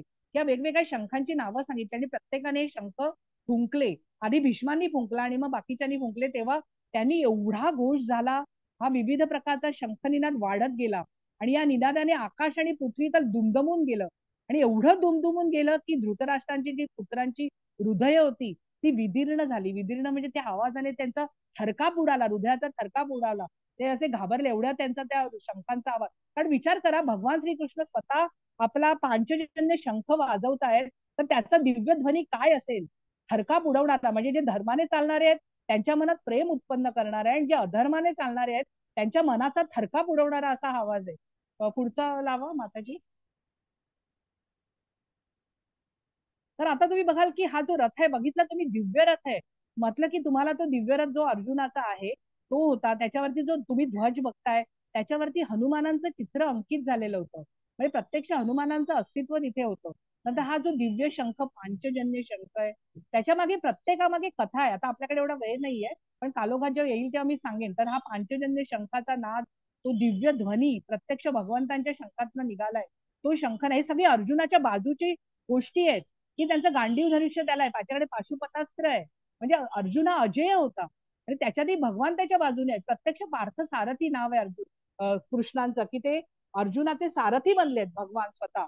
आणि दुसरं ते त्यक्त जीविता, म्हणजे अर्जुनाच्या बाजूने जे लढणारे होते संपूर्ण रथी महारथी, तर ते सर्वांनी आपलं जे जीवन आहे, आता बघा तो युद्ध घडतं, आताची युद्ध बघा तेव्हाची युद्ध बघा, प्रचंड प्रमाणात मनुष्यहानी होते, सगळ्या योद्धांचा पाडाव होतो, त्यांच्यामध्ये सगळे धारातीर्थी पडतात. तर त्याच्यामध्ये हे सगळ्यांनी आपलं जीवन ओवाळून टाकलं होतं, की आता मी माझं जीवन आहे तर ते मी माझं जीवन वाहिलेलं आहे या युद्धासाठी. तर त्यक्त जीविता जेव्हा असा व्यक्ती असते तेव्हा ती काहीही करायला तयार होते, आणि त्या विजयश्री ही आपलीच असते. आणि मोक्षदा एकादशी जो जो दिवस होता जेव्हा हे युद्ध सुरू झालं, तो मोक्षदा एकादशीचा दिवस होता, अत्यंत शुभ दिवस आहे. आणि जे धर्माने चालणारे आहेत त्यांच्यासाठी तर तो विजयश्री खेचून आणणार आहे. आणि भाग्यलक्ष्मी प्रत्यक्ष सीता, जशी रामांबरोबर सीता भाग्यलक्ष्मी होती तशी त्यांच्याबरोबर भाग्यलक्ष्मी पण आहे. त्यांची शक्ती, भगवंतांची जी शक्ती आहे ती पण त्यांच्या बरोबर आहे, त्यांची अंतरंगा लादिनी शक्ती. आणि त्याच्या प्रत्यक्ष ऋषिकेश, प्रत्यक्ष भगवान ऋषिकेश त्यांच्या बरोबर आहेत. तर अर्जुनाचा विजय तर निश्चित होता, ही त्याच्या विजयाची कारण आहे. तुम्ही आता जो लिहिणार आहात ना प्रश्न, त्याच्यामध्ये याच्यावर प्रश्न येतो. तर काय काय कारण आहेत, की त्यांचा श्वेत घोड्याचा दिव्य रथ आहे, नंतर धर्मक्षेत्र कुरुक्षेत्र हे पण एक आहे, की धर्मक्षेत्रावर जेव्हा युद्ध होतं तेव्हा अंतिमता विजय धर्माचाच होणार आहे, अधर्माचा होऊ शकतच नाही, कारण ते क्षेत्र आहे तिथे कुरु राजाने तपश्चर्या केलेली आहे. हरियाणाकडे अजूनही कुरुक्षेत्र जे जे स्थान आहे तिथे युद्ध घडलं गेलं, धर्मयुद्ध धर्मासाठी घडलेलं आहे, धर्मासाठी लढलेलं आहे. तर हे धर्मयुद्ध जे आहे ते जिथे कुरुक्षेत्रावरती घडलं तिथे ते जे आहे, तर तिथे ते जो स्थान आहे ते पण अत्यंत पवित्र आहे, ते पण विजयाचं कारण आहे एक अर्जुनाचा. तर हा प्रश्न येतो याच्यावरती. आणि नंतर अर्जुन विषाद जो आपण आता बघितला, या अध्यायाचं नाव काय आहे, प्रत्येक अध्यायाला एक नाव आहे. आणि एका अध्यायातनं आपण जेव्हा दुसऱ्या अध्यायात जातो त्यालाही महत्व आहे, की त्याच्या मागे एक शेवटी एक पुष्पिका आहे, त्याच्यामध्ये त्या अध्यायाचं नाव आलेलं आहे. हा अर्जुन विषाद योग आहे, अर्जुनाचं दुःख आहे याच्यामध्ये. आणि दुःख ते दुःखही म्हणा ते सामान्य दुःख नाहीये. आपण कशासाठी दुःख करतो की आपण असं म्हणजे आपले जे दुःख भौतिक जगताशी संबंधित दुःख आहे, ह्याचं दुःख जे आहे भौतिक जगताशी आहे, पण ते त्याच्या वरच्या पातळीवरच आहे, की तो विचार करतोय की त्याला काही नकोय स्वतःसाठी आणि त्याला हिंसाही करायची नाहीये आणि त्याला या आपल्या सगळ्या लोकांचा बांधवांचा नाश करायचा नाहीये. कशाने तो कशाने करुणा दयाने भरून गेलाय. भक्तांचं महत्वाचं लक्षण आहे की ते करुणेने भरलेले असतात, दयेने भरलेले असतात. हे भक्तांचं लक्षण आहे. का अर्जुन भक्त होता, श्रीकृष्णाचा भक्त आहे, तर तसंच आपल्याला अर्जुनासारखं बनवून भगवद्गीतेचा अभ्यास करायला पाहिजे. त्याचे जे गुण आहेत ते आपल्याला आपल्यात मांडवलं पाहिजे. तो म्हणतो की अरे मी का करू युद्ध, कृष्णा सांग ना मला, तू मला हे सगळ्यांसमोर आणून उभं केलंस तर मला यातनं काय आनंद मिळणार आहे, माझ्याच लोकांना मी मारणार आहे तर आनंद काय याच्यात मला, बरं हे करून मला काय पापच लागणार आहे ना. मी एवढ्या लोकांची आता हा अर्जुन सगळ्या मायाने ग्रस्त आहे, कारण स्वतःच ते मायेचं आवरण आहे ते प्रत्यक्ष भगवंतानी त्याच्यावर टाकलेलं आहे. आता आपण विचार करू ना की अर्जुन आहे, तो भक्त आहे, तर तो पण त्यांच्या म्हणजे तोही त्याचंही जे आहे दिव्य आहे ना, त्याचं अर्जुन जो आहे तो सखा आहे प्रत्यक्ष. पण भगवंतानी त्याच्यावर जे मायेचं आवरण टाकलंय त्याच्यामुळे त्याची मनोभूमिका झाली की तो म्हणतो अरे मला पाप लागेल या सगळ्यांना जर मी मारलं तर, आणि आमची कौटुंबिक परंपरा नष्ट होईल. किती लोक यात मारले जातील, किती योद्धे मारले जातील, त्याला काही म्हणजे गणनाच नाहीये, कारण हे सगळे राजे त्यात सहभागी झालेले. मग ही जी कौटुंबिक परंपरा चालत आली आहे तर ती काय राहणार आहे, ती पण नष्ट होईल. आणि तो असमंजस म्हणजे तो विचार करतो मी काय करू, त्याला कळत नव्हतं की अरे ह्या लोकांना मारून माझं काय भलं होणार आहे आणि मला जर काय मिळालं तरी त्याच्यात काय आनंद मिळणार आहे मला. म्हणून अशा रीतीने तो विलाप करतो. बघा विषाद म्हणजे दुःख, आणि जेव्हा विलाप करतो ना तेव्हा त्याच्यामध्ये मोठ्या मोठ्या आवाजात मोठ्या मोठ्या आवाजात जेव्हा आपण आपली म्हणजे ती दुःख जेव्हा आपण प्रदर्शित करतो तेव्हा त्याला विलाप म्हणतात. हा अर्जुन विषाद योग आहे. ही पार्श्वभूमी आहे संपूर्ण गीतेची. पुढचं लावा माताजी. तर आता हे बघा की हे कसं आहे की करुणा आनंद नाही, पाप कौटुंबिक परंपरा असमंजस, म्हणजे अर्जुनाची जी मनोभूमिका आहे संपूर्ण गीता जी भगवंतानी सांगितली त्याचा जो पाया म्हणजे हे जे अर्जुनाच्या मनोभूमिकेला त्यालाच हा उद्देश केलेला आहे भगवंतांनी. तर त्याच्यासाठी हे सगळी त्याची जी अवस्था आपण जर बघितली की तो अशी अवस्था एक आली की तो मटकन बसला, की तो म्हणाला की अरे त्याच्या अवयवांना कंप सुटला, त्याचं तोंड कोरडं पडायला लागलं. तो म्हणाला नको नको मला काही नको, हे विजय सुख नको, राज्य नको, मला काही काही नको देवा, मला फक्त मला माझं आता मन एवढं संभ्रमित झालेलं आहे. तर तेव्हा भगवंतानी हे जे त्याला सांगितलं की तुझं जे शास्त्र धर्माचं क्षत्रिय धर्माचं जे पालन आहे, तुझा धर्म काय आहे, तू क्षत्रिय आहेस, तर ते जे कर्तव्य आहे तुला जे नियत कर्म आहे ते तू कर, बाकी कशाचा विचार करू नकोस. तर संपूर्ण भगवद्गीतेचा उद्देश याच्यावरती आहे, आपल्या जीवनाचं पुस्तक आहे. तर त्याच्यामध्ये म्हणाल तर आता आपल्या मनात प्रश्न येतो की भगवंतानी कसं काय सांगितलं बाबा. आता आपण म्हणतो हिंसेला तर आपण महत्वाचं आहे की अहिंसा हा गुण महत्वाचा आहे भक्तामध्ये, की आपण हिंसा करायची नाहीये. पण ह्याच्यात श्लोक आलेला आहे पुढे की त्याच्यात वेदामध्ये 6 लोक सांगितलेत की ते त्या लोकांची हत्या केली तर कोणतंही पाप लागत नाही. तर कोणते आहेत ते, एक तर आतताईन, त्यांना काय म्हटलंय आतताईनहा. तर आतताई लोक कोणती आहेत भगवद्गीतेत आलेलं आहे. तर त्याच्यामध्ये एक विष देणारा, दुसरा कोण आहे घराला आग लावणारा. तुम्ही बघा की भीमाला विष दिलं होतं दुर्योधनाने, नंतर त्या पूर्ण ते त्यांचं हे झालेलं त्याने. तर घराला आग लावणारा, घातक किंवा तीक्ष्ण शस्त्रांनी आघात करणारा, संपत्ती लुटणारा. आता सगळी त्यांची जी संपत्ती होती ते राज्याचं सर्वांचं दोघांचं होतं, त्यांचं संपूर्ण राज्य त्याने हडपलं. आणि सुईच्या टोकावर राहील एवढी पण मी तुम्हाला कृष्णाने मध्यस्थी केली. म्हणजे तुम्ही एक बघा की अहिंसा हे सर्वांचं मूळ आहे, की अहिंसा हे सर्वांचा मूळ गुण आहे, भक्तांचा गुण अहिंसा आहे. पण हे का घडली, का युद्ध घडलं, सर्वांना प्रश्न निर्माण होतो. अरे श्रीकृष्णाने शेवटपर्यंत मध्यस्थी करण्याचा प्रयत्न केला. ते म्हणाले अरे त्यांचं 5 गावं काहीतरी थोडं त्यांची जे आहे तू त्यांना दे त्यांचं राज्य, हे युद्ध कशासाठी. पण तरी पण त्या दुर्योधनाला एका सुईच्या टोकावर राहील एवढी पण भूमी द्यायची नव्हती आपल्या बांधवांना. म्हणजे एवढा तो आंधळा झालेला, आंधळ्या पित्याचा पुत्र, आणि तो एवढा आसक्त असा होता. तर त्यामुळे त्याला काहीच द्यायचं नव्हतं. मग शेवटी नाईलाजाने शेवटी स्वतःच्या जे काही आपलं, हे बघा पहिली गोष्ट लक्षात घ्यायला पाहिजे, दुसऱ्यांचं काही ओरबाडून घ्यायचं नाही, दुसऱ्यांचं काही लुटायचं नाही, पण आपलं जे आहे त्याचं रक्षण करणं ही तेवढंच महत्वाचं आहे, की आपली गोष्टी जी आहे ती प्राप्त करणं, त्याचं रक्षण करणं ही तेवढंच महत्वाचं आहे. म्हणून अशा वेळी असे जे आततायी लोक असतात की जे कोण आहेत, विष देणारा, घराला आग लावणारा, तीक्ष्ण शस्त्राने आघात करणारा, संपत्ती लुटणारा, नंतर दुसऱ्यांची भूमी बळकावणारा, आता त्यांची भूमी बळकावली आहे कौरवांनी. परपत्नीचे अपहरण करणारा. तर हे सगळे श्लोक, हे सगळे लोक जे आहेत ते आततायी लोक आहेत. आणि ह्यांची जर हिंसा केली तर त्याने काही फरक पडत नाही, असं वेदामध्ये पण आलेलं आहे. हा भगवद्गीतेचा श्लोक आहे. आता अर्जुनाची जी मनस्थिती झालेली आहे की तो दयाळू आहे, निस्वार्थ आहे, बिचारा मनाने कोमल आहे तो अत्यंत, त्याला हे सगळं बघवत नाही. तो भयाने आणि कंपाने त्याची अशी अवस्था की धनुष्य त्याच्या हातातनं सुटलं त्या युद्ध, तो बघितलं सगळ्यांना त्याने, आणि त्याची अवस्था अशी झाली की त्याच्या हातातनं धनुष्य सुटलं, त्याला चक्कर यायला लागली. आणि चक्कर आली आणि तो म्हणाला की तो युद्ध न लढण्याची त्यांनी पण कारणं दिली आहेत कृष्णाला. तो म्हणाला मी का नाही युद्ध लढायचं, की ते युद्ध लढलं अशी सगळ्या लोकांची हत्या झाली, अधर्म वाढू शकतो, कुळाचा नाश होईल, कारण अख्खीच्या अख्खी कुळं, म्हणजे त्याच्यामध्ये किती लोकांचा नाश होईल, किती सगळे लोक जे धारात ते पडतील, तर पूर्णच्या पूर्ण कुळांचा नाश होईल. कारण तरुणांना कोणी मार्गदर्शक राहणार नाही, कारण सगळेच्या सगळे जे राजे होते ते या युद्धामध्ये, या धर्मयुद्धामध्ये होते. तर अशा वेळी असे जर सगळ्यांचा नाश झाला या युद्धामध्ये, तर तरुणांना कोणी मार्गदर्शक उरणार नाही, त्यांना वाट दाखवणारा कोणी उद्देश देणारा राहणार नाही. सगळ्या जाती धर्माचा नाश होईल, वर्णसंकर होईल. आपण बघितलं की अशा वेळी अशा घटना घडतात की सहजपणे वर्णसंकर होतो, या युद्ध होतात, आता पण होतात. तेव्हा होत होती, तेव्हा वेगवेगळ्या पद्धतीने होत होती, आताही होत आहेत युद्ध. तर या सगळ्यांचे शेवटी होणारे परिणाम तेच असतात. नंतर वाईट लोकसंख्या वाढेल.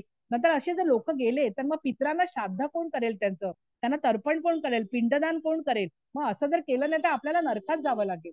पण ही सगळी त्याला कारण कृष्णाला सांगतोय अर्जुन, की बाबा हे सगळं घडणार आहे, तर तुम्हाला का सांगतोय हे सगळं करायला. म्हणजे बघा अर्जुन कसा होता, की एकदम कोमल हृदयाचा होता, तेव्हा तो दिव्य होता, जबाबदार होता, सद्गुणाने संपन्न होता, आणि तो प्रत्यक्ष भगवंतांचा भक्त होता. तर जे जे गुण आवश्यक आहेत ना, ते सर्व सर्व अर्जुनांमध्ये होते. आता आपण ह्या गीतेचा अभ्यास पण अत्यंत विनम्रपणे आणि अर्जुनासारखं होऊन अगदी कोमल हृदयाचं अशा रीतीने जर केलो आपण, आणि जर आपण याचा अभ्यास केला प्रत्येक दिवस, तर आपल्याला भगवंतांची आणि कृष्णाची कृपा निश्चितपणे प्राप्त होणार आहे आपल्या सर्वांना.